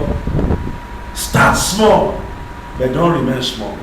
He started with 22 pigs. I know we are poultry farmers, but this man today is the richest farmer. Abraham Lincoln said something. He said, "Men, pursue opportunity. As for me, I will study and be ready. An opportunity, my opportunity will come." Let us stay there. Dig in your heels and refuse that this farm will not pack up. Challenges will come, but the 21st century farmer must be dogged. Look at the challenges we are facing. Soya up today, maize up. If you have no resilience, you want to pack it up. But you had a vision, you had a dream. You must build more resilience. This man's business grew 314% in 2019. Why? Two things. African swine fever hit. People lost out of the business. COVID. But these two things for him, COVID-19 and the African swine fever, were opportunities. The man galvanized. He refused to back down. And his business grew 314% in 2019, the year of COVID. I mean, the year before COVID now. And so in 2020, he capitalized on COVID. And today, he's the richest farmer in the world. Next slide. Winston Churchill said that success is moving from failure to failure without losing momentum. For him, this is the definition of success. That a man can fail and refuse to stay down. And with momentum, he moves. You collect bets. This set don't do well. Collect another one. This batch of bets didn't lay. You missed something. What did I miss? Farmalert support me. I want to know why I didn't achieve 85%. You find that out. The next batch of bets will be better. Moving from failure to failure without losing momentum. For Winston Churchill, this is what success means. And Albert Einstein said, show me a man who have never failed. I will show you a man that have never tried anything in his life. And my closing slide. Look at the beauty in our diversity. These are our Nigerian ladies from different tribes in this country. Put them together, they look beautiful. And I zero in back in what Madam Josephine have said. Team. We are a team. Let's work as a team because it brings so much beauty. You don't know what I know. One way or the other, I don't know something. There's something you know I don't know. We are all in our uniqueness, carrying potentials. Let us join hands together. You have been selected to be in the academy, the first batch. I don't want to use the word steal. Find out what the man next to you is doing that you are not doing. Add it to what you know, and you become a better person. There's so much blessing and beauty in our diversity. Thank you for your attention. Wow, that was awesome.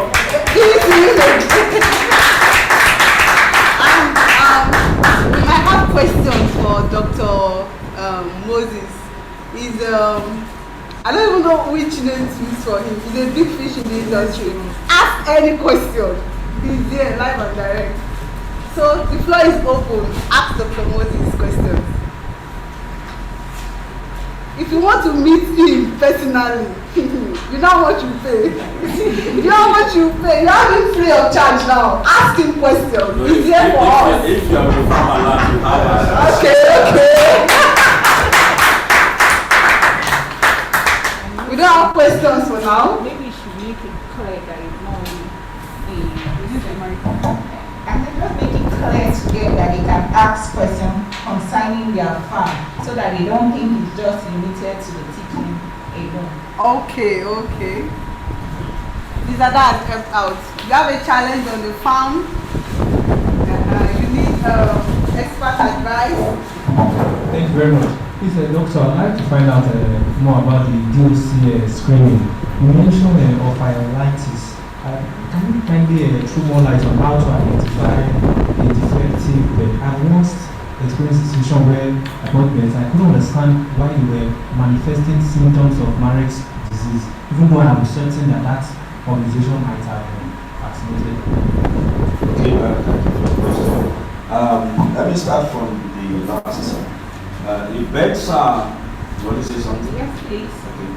And maybe you have to enlighten us what is Marek's disease. Of course. Okay, so when we talk of Marek's disease, we're talking of a tumor-associated disease. Let me break it down in layman term. I'll say it's like cancer.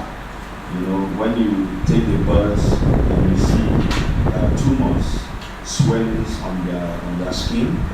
Some of the signs you see, if you see your bed, you enter your penthouse and you see a bed doing like he wants to jump huddle. We call it huddle jumper position. But one leg is paralyzed. Those are signs of Marek's. Now, every hatchery is supposed, it's mandatory. Every hatchery should vaccinate against marriage before they sell the best to you. So two things. One, is either the vaccine failed or the bird was not vaccinated. It's either of it. And one of the things that used to prevail before was for every hatchery, when they give you birth, they are supposed to show you the vaccination, they give you vaccination certificate. It used to be a common practice. Now it's a 50-50 thing. Not so many hatcheries do it anymore.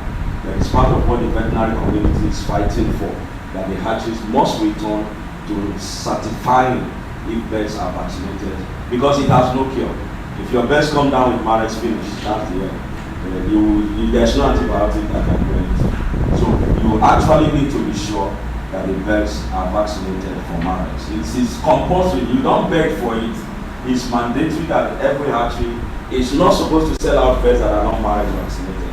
And if you, for instance, get your birds through Farmalert, then I assure you don't have a problem, because there's no way Dr. Kayode will collect birds that are not marriage vaccinated. So two things, is either they were not vaccinated or the vaccine failed. And that will have to do with cold chain, because marriage vaccine normally is stored in liquid nitrogen minus 196 degrees. So it's not something anybody can just buy and keep. They store it, so if it's not well stored, then there will be a vaccine. Number three, it's possible that maybe the farmer or the hatchery use HPT alone.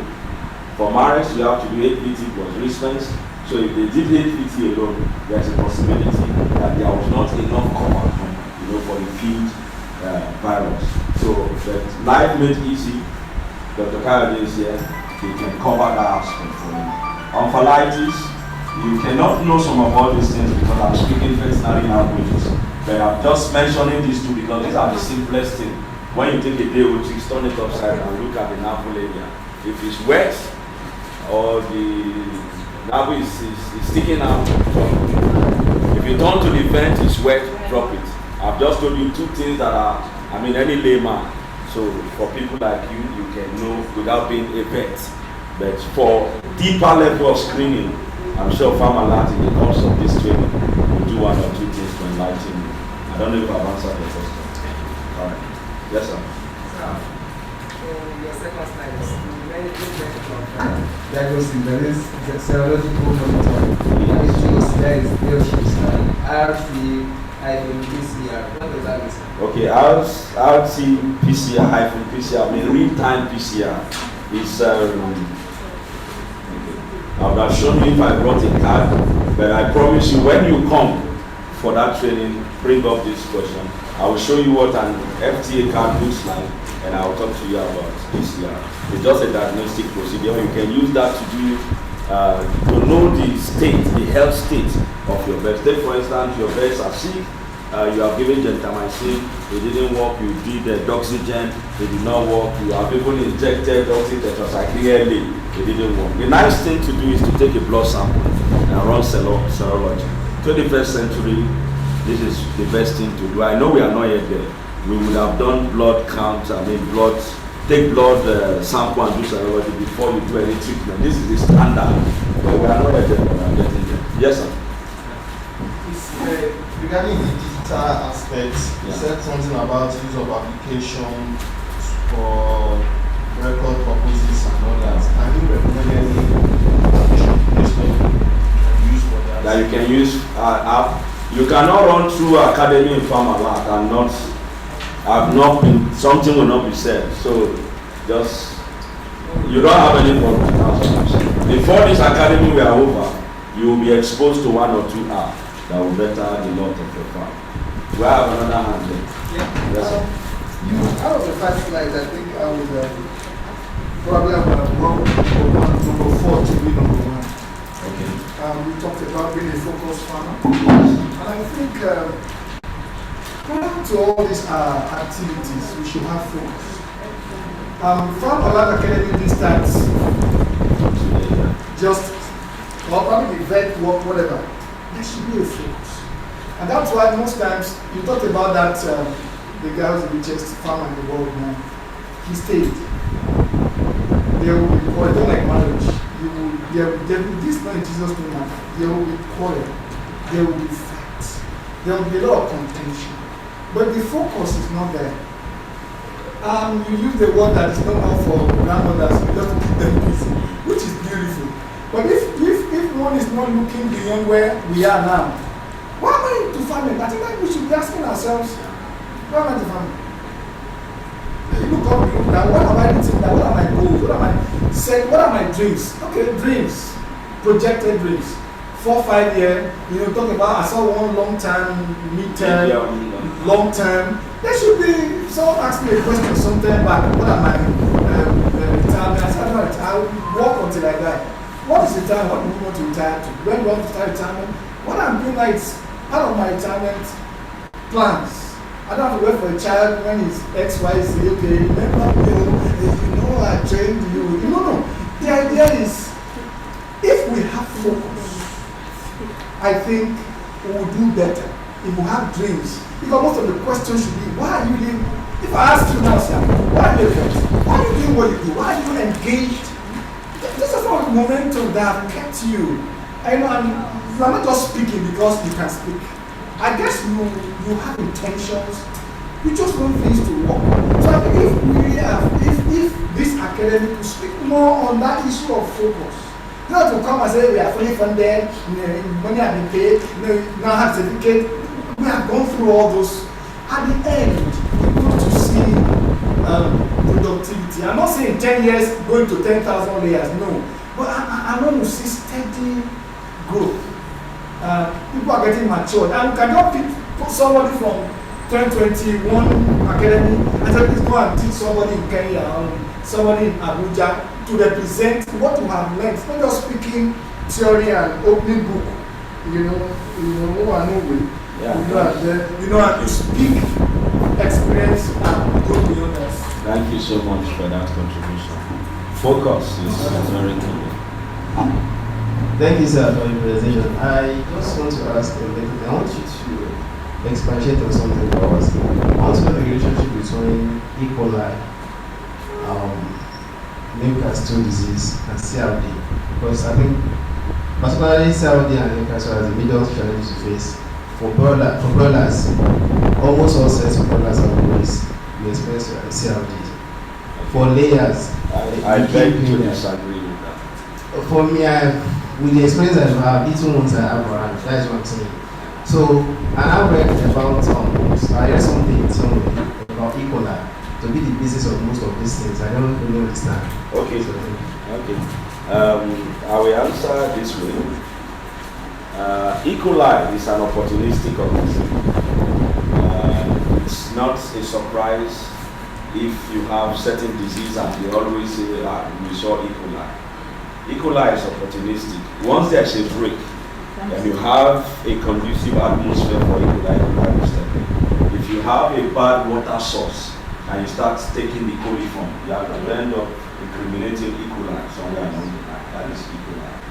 Now, when you talk about CRD, I would ask some questions. What did you see? You will tell me the birds were coughing, we are seeing wheezy sounds, raps, and things like that. Okay, I would still want to press further because I could challenge you and say, are you sure that's an infection of bronchitis?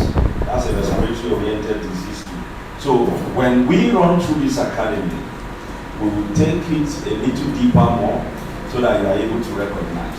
And if you are saying that for every batch of bird you have received, you have CRD, now I'm tempted to ask you, which hatchery have you been? I said during my presentation, there are certain diseases, once they enter your farm, it's going to be extremely difficult. One of them is mycoplasma, which causes CRD. So it's going to be really tough for you to manage that. You are going to have to begin to think of vaccination on that farm. You use tylosin, if you are lucky, it clears it. But we are talking mycoplasma, salmonellosis. Once this disease enters your farm, you may have to rest the farm. It's a whole lot of things we'll have to do. We'll have to talk about vaccination, we'll have to talk about security, we'll have to talk about maybe resting the farm, we have to look at the hatchery we are taking birds from. There are 1, 2 hatchery, if you tell me you are taking birds from there, I can tell you that, okay, so what we need to do immediately you bring your birds is we vaccinate against mycoplasma. It's a vertically transmitted disease. What do I mean? It's from the egg, it moves from the mother to let me use the word children for better understanding. Okay, we'll take one last question. Was your hand up in front? So, it's Farmalert, it's Academy launch. We are here together. When it's time for you to come to our place to see all the machines, you can be rest assured it's going to be a full day. We'll speak we'll take a deeper dive. I can assure you all together, everyone will be happy. Thank you for having me.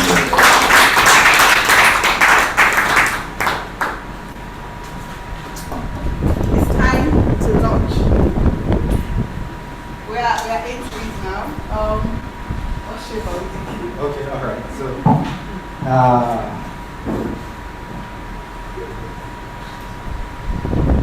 Mr. Bushman is laughing.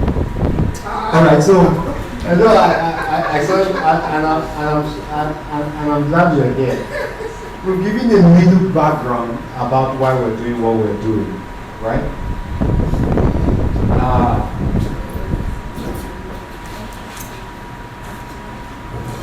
Dr. Moses here works with Boringa, England, right? There are 3 organizations playing a role in what's going to happen for the next 10 weeks. Right. Yeah, I know we didn't understand when they said it's a big fish. It's the one covering the whole sub-Saharan Africa. What is the difference between Central and Sub-Saharan? Central Sub-Saharan Africa. Central Sub-Saharan. Is there a difference between Central and Sub-Saharan? East. Okay. SSA. Okay. Central. So this is the one covering Central Sub-Saharan for BI, and he's handling the distribution of virtually all the product line of BI. BI gave birth to Making More Health. Making More Health is an organization committed to supporting people that are not just doing business. What we do in Farmalert, we do business.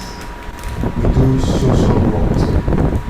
So Farmalert is a hybrid model. We have VetPro. VetPro, if you meet VetPro, you have to pay your money, right? If you're coming to Farmalert, there's this mindset in which we operate upon, that what we do is to try as much as possible to offer support for farmers. There's an Ashoka part. Ashoka is an international organization that picks social entrepreneurs and then seek for support for them. So these things that we're having for the next 10 weeks, it's a big part of what we are going to do or what we are doing in Farmalert. Because the idea is to see how we can pick 10 farmers, right? And take them through 7 weeks of intensive class. 7. So Dr. Moses is probably going to be taking 2 parts of that class. He's going to come in 1 whole day, because it's going to be 1 day in a week for the next 10 weeks. 7 weeks, intensive classes. He's going to be here 1 of those 7 weeks, 1 full day, where we're going to be, everybody is allocated a topic to cover. After that 7 weeks of intensive classes, different lecturers, different people, both local and international, people with experience and expertise in various sectors. We will have 1 whole day of practical, where we will also fund it. Don't worry, you're not going to spend anything for these classes. Fund it, get a bus, pick the 10 participants with the guides that we have. We'll drive you all to BI's office in Ibadan.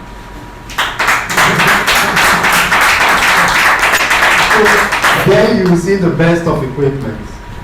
Then you will see the best of processes. And I want to also pick with Dr. Moses to see if we can get into some of the big farms that we have in Ibadan, the biggest that we have. You know, I've been opportune to be at some of those farms. There's a difference between our farms and those farms. The difference is usually black and white. You will not need a soothsayer to tell you that no. So you have started, but just that if you want to grow, because what we told at the Making More Health project is that we want to run an experiment and pick 10 local farmers that are within our network and see how we could be with them within this period to support them to grow. So what we're going to be reporting is that this person started so places. For some of you, we will pick you because we'll do a video documentary also. Pick the state you are now. I will just select 2 or 3 people that will then pick a sample. You pick the state you are, take your comment after the 10 weeks class, and then of course now monitor your progress. After that 1 whole day of being with Dr. Moses in Ibadan, under the care of BR, we will have 1 day of exam.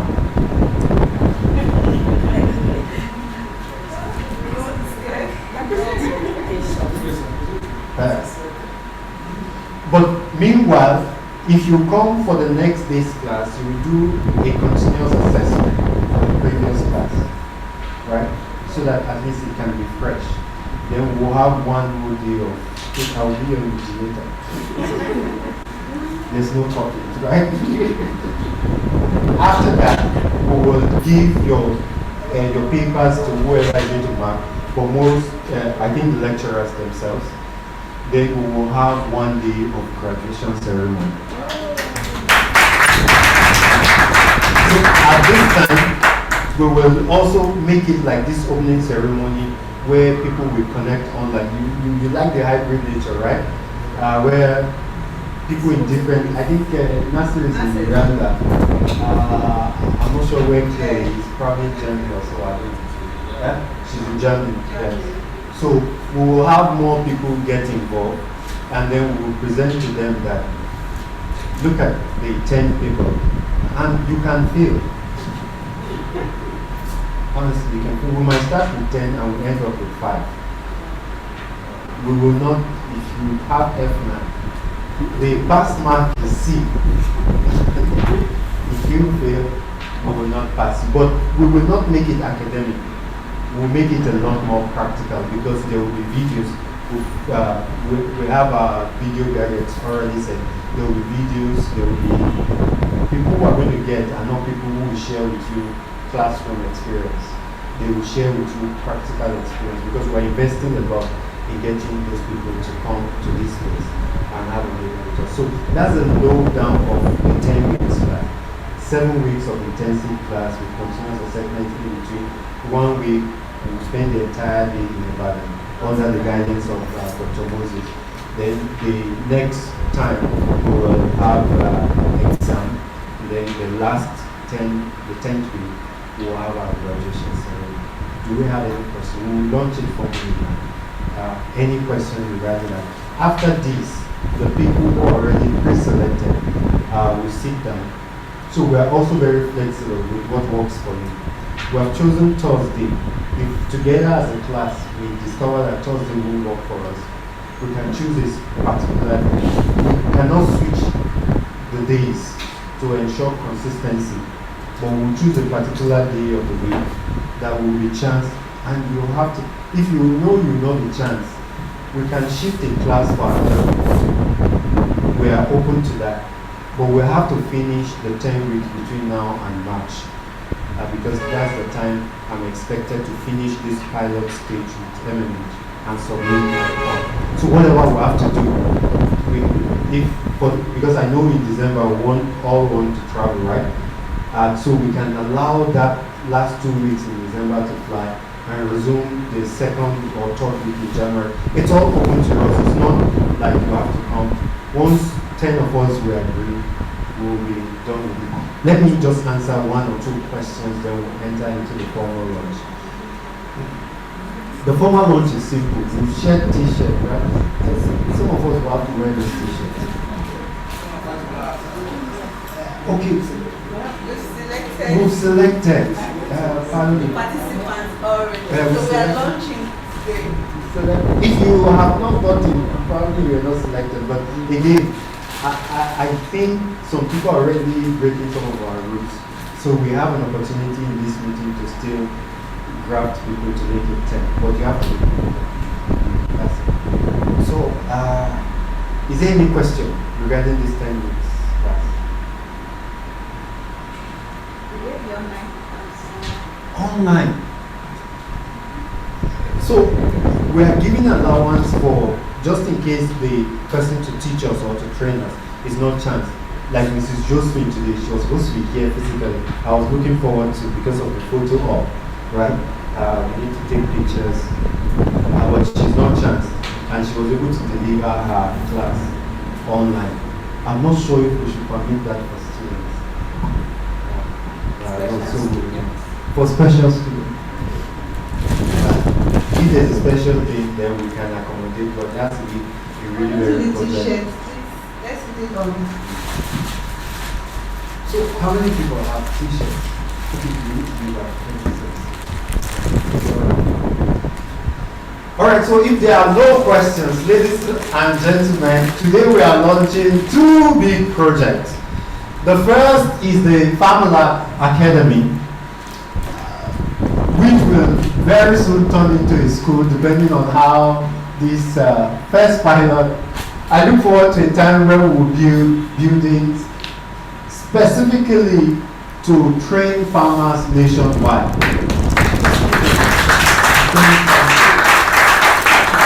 So I think it's impressive that we're starting with 10 students. And then of course with a big thank you to the Making More Health team who have covered all the costs for this 10 weeks class. Maybe the next set, if they don't cover 125,000 only per participant. And oh, I forgot to mention, you will also be eating lunch, of course, you know, in all those 10 weeks classes. So thank you so much. And then the second thing that we are also going to be launching is real-time advisory services nationwide. Now, you know, when we started, I said sometimes people just need to vent and talk, right? I said a story of, I told us about a story of someone who took a loan, got some birds. The birds were dying. She was also dying. You know, 200 died the first day. She took a loan for the bird. 300 the next day. And then they had to admit her.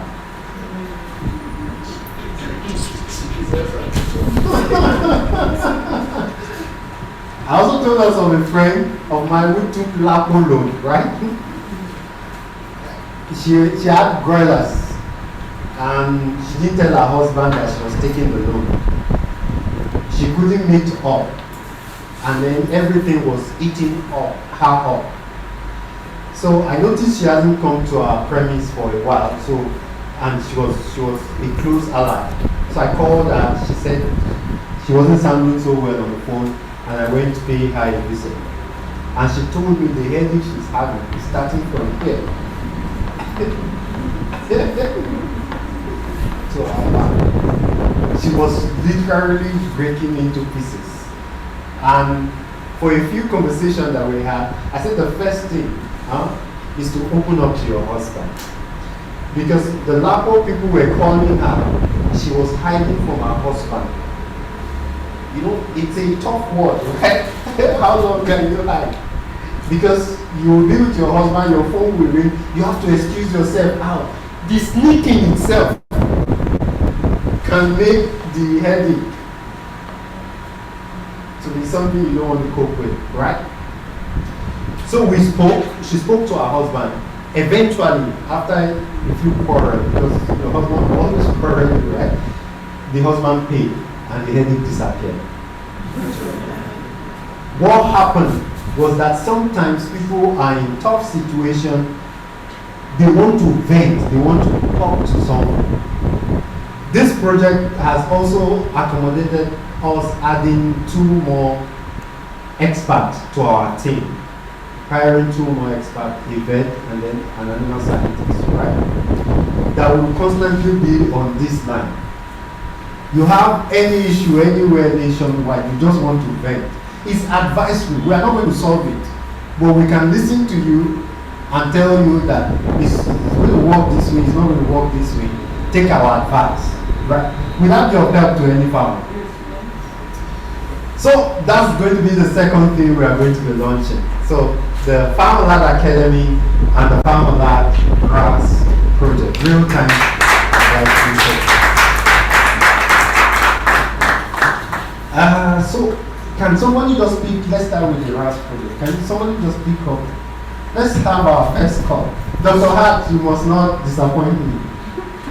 Dr. Hart, we're classmates. We spent 7 years together in school. Once the phone rings, just say everything. In fact, you can just say God bless you. Pick up your phone, save this number, right? And somebody should die. We have our first call. Just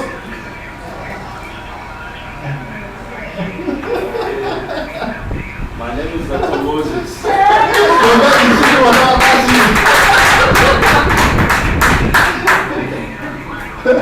I'm calling from Eleko,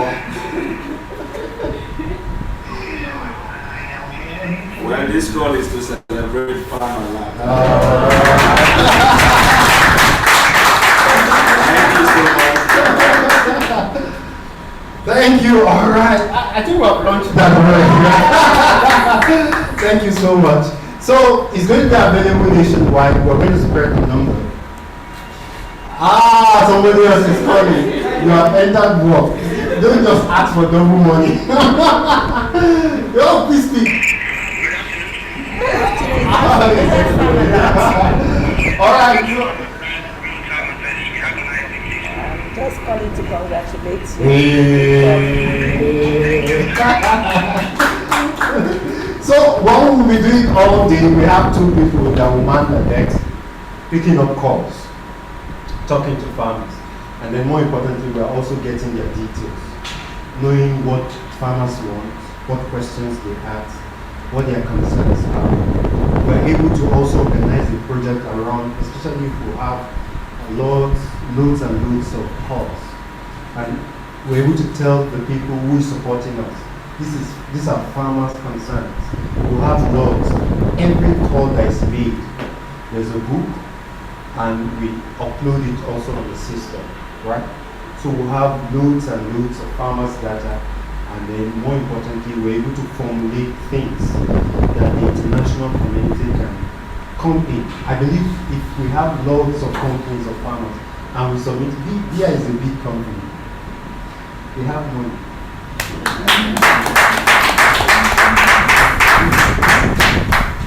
So we're able to submit what the farmers are asking for and what their issues are. And we're able to have a meeting with them and say, these are farmers' issues. Because we're a social enterprise, how can we help these farmers more? I believe that would be worthwhile event. Thank you, Dr. Moses. So now to the academy. So for those who have been selected who are wearing the t-shirt, can you just sign up?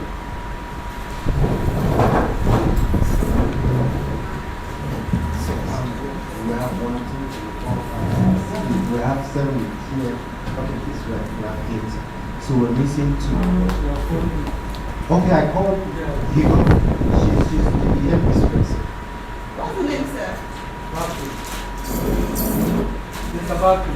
Mr. Bakri. Mr. Bakri? Yes. Oh.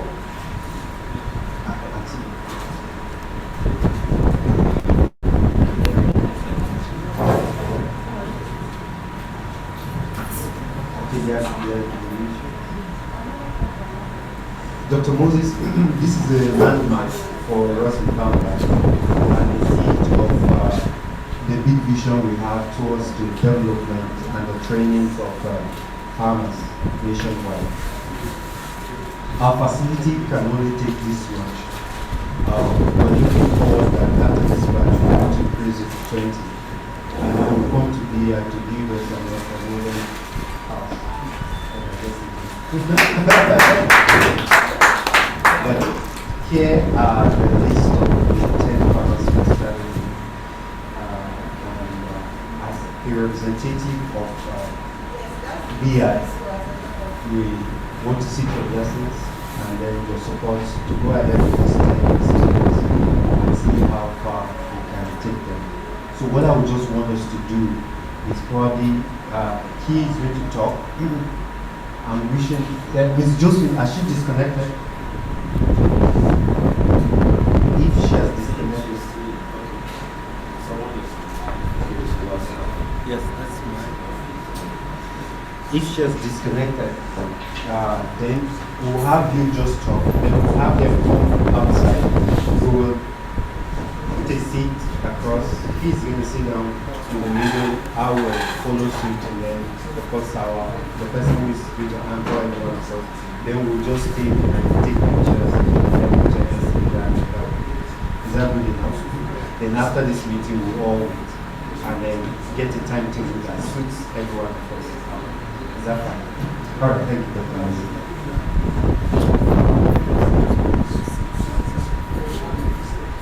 I think this is something huge. Every big thing in life starts small.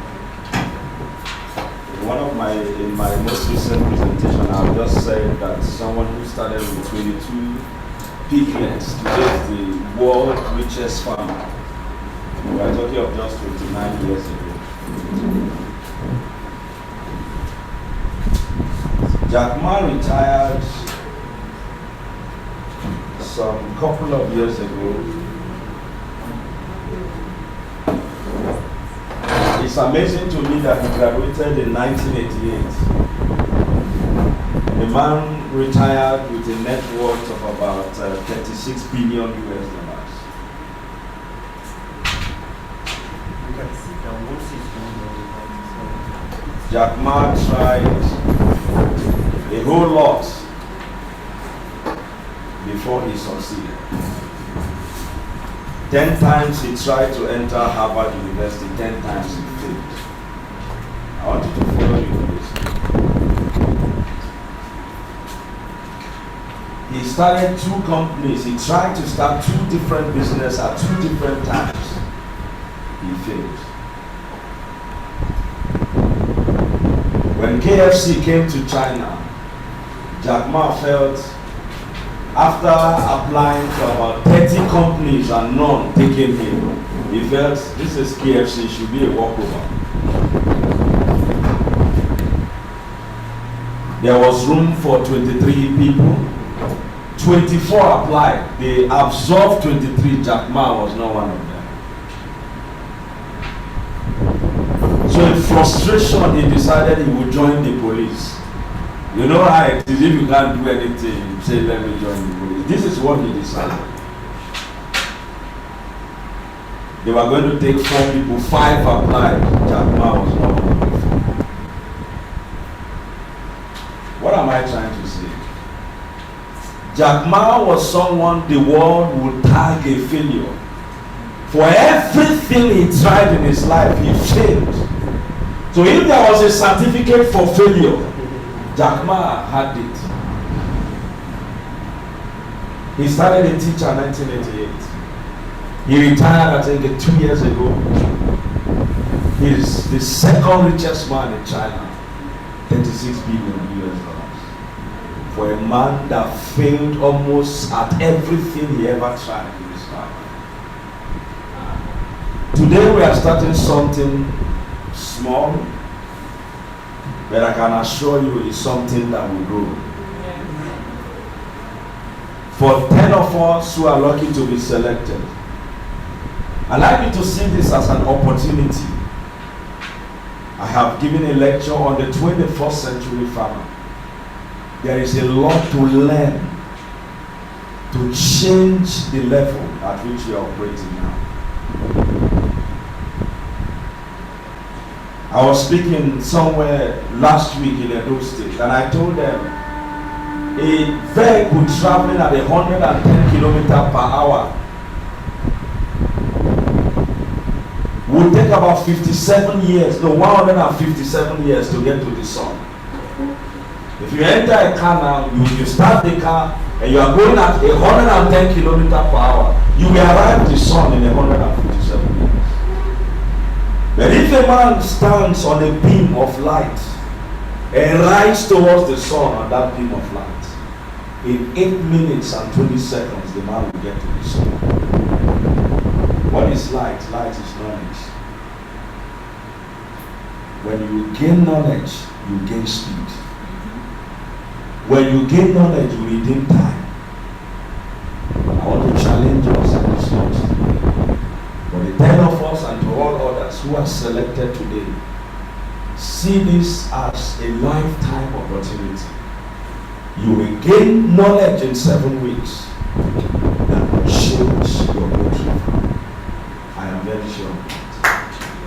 You will hear of things in these 7 weeks that will bring revolution to how you see things.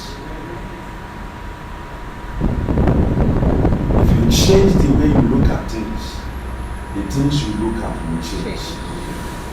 So come with this attitude as you enter into this academy in 7 weeks and tell yourself, if one lecture will change any man, it must be me.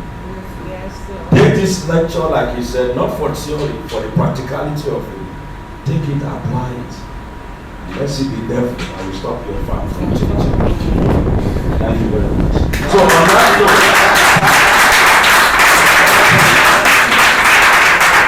on that note, with your permission, we want to appreciate God for today. We want to thank Him for what He has been doing through Farmalert. And with His blessings and with the grace upon the founder, we want to declare Farmalert Academy open and launched.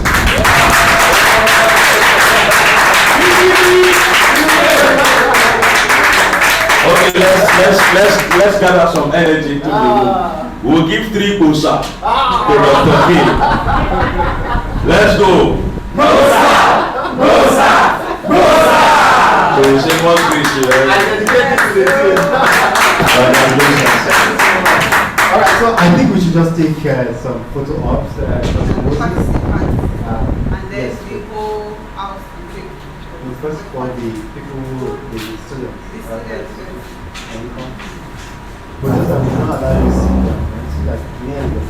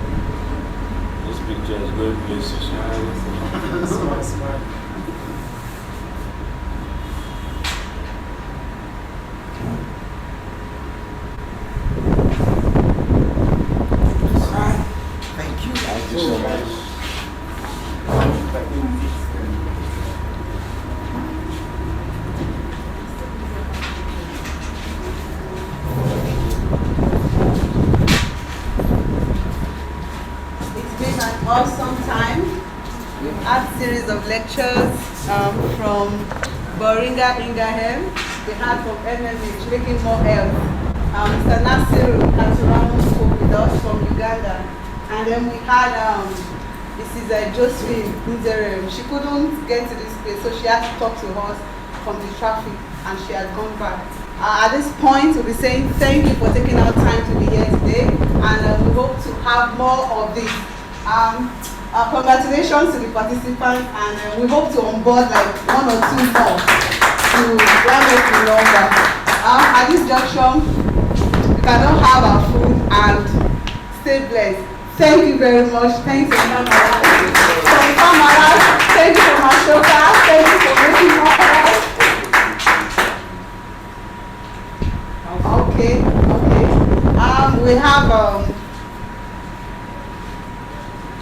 We have 9 participants already, so we're taking one more, just one more person. And we'll be taking 2 people now to say 1 or 2 things. Yeah. 2 participants from our 9 students. I'll say something, ma.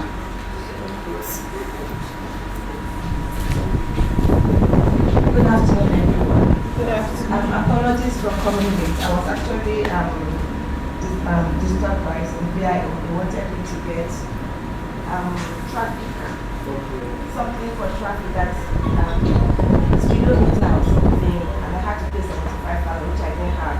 So they delayed me there until they were tired and they let me leave.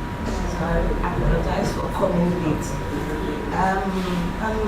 I came in very late, so I don't actually like So based on the class, okay, based on what I heard, and I'm excited. I'm an internet farmer. I don't know much, and I'm proud to say anywhere, but I'm looking forward to really participating, and I really want to be among the top 10, so that at the end of the day, I look forward to it. So I hope will be good examples to people coming. Like I keep saying, farmers have a lot of challenges in this part of the world, and hopefully after this training, after this program, be able to come out with our chests, full chest, and say we've learned something, and be able to do things the right way. Like Dr. K said, there are farms and there are farms. By the end of the 10 weeks, our farms will become one of the farm. Mrs. Obiano. Yeah, ma'am.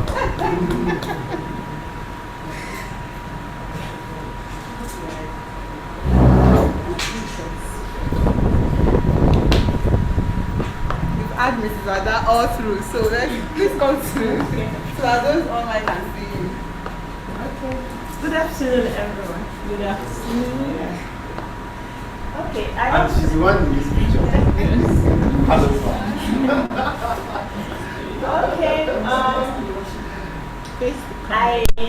Okay. I just want to say thank you. Sorry, and that's a fun. I'm so excited for. In fact, I can't wait for the lectures to begin. Yes. There are so many. In fact, since last week, I even thought the lectures would start today. I'll be telling my husband today I'm not going to the farm, but I want to start because there are so many things where we farmers are really lagging behind. That I know and I think after these lectures, with God's help, we will get there. Yes, we will surely get there. Like I went to a farm in Shagamu. After I left that farm, I came to my farm. I called my brother. I said, we are still down. I only saw the biosecurity was so tight. The biosecurity was so tight, and I actually went there to buy point of blade, and somebody that attended to us, when you are sure of what you have, you will beat your chest. The guy is telling me that is it Coraza, is it CRD, is it this? Our birds don't have it. And immediately we buy their birds that they're going to kind of follow. Because when I got home, I told my husband, it is because of the biosecurity. Very tight. You can't enter there. Even your car has to be built. You see the water coming out of the car. Then you have to pack your car somewhere. And when you are coming in, you still have to go through this shower again. I say, what? So I really look forward to this class. I look forward to it, and I want to thank the sponsor that God will continue to bless them. Amen. Thank you. Let's have a now, the whole house.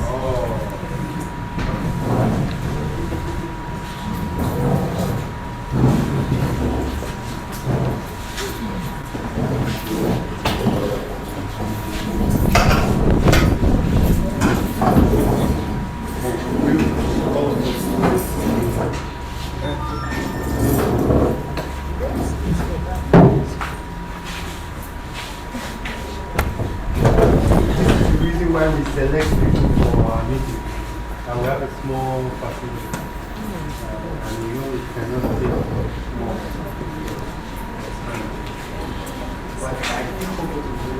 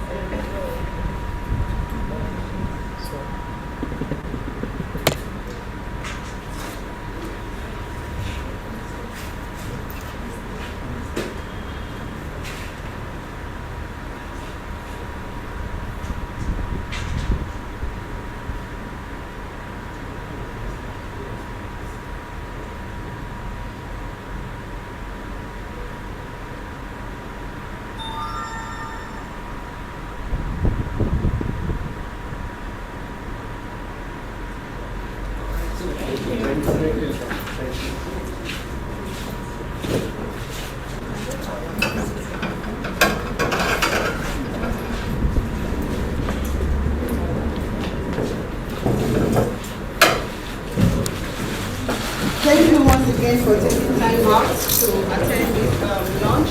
We'll have the students stay back so we can have a good discussion on the time, the days, and all of that. So we can agree on when we start. So the participants can stay back. So, both of them, I want to thank everybody for coming. Thank you and thank you. So, she will just be with us while I see Dr. Moses out.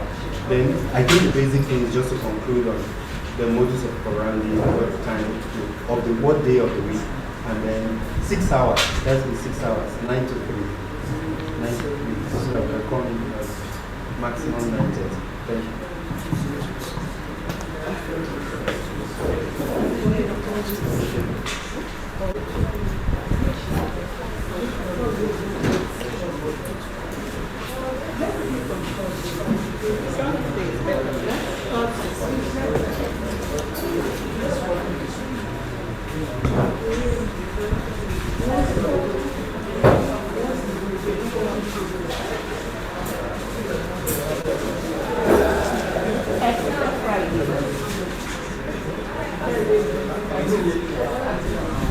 Friday.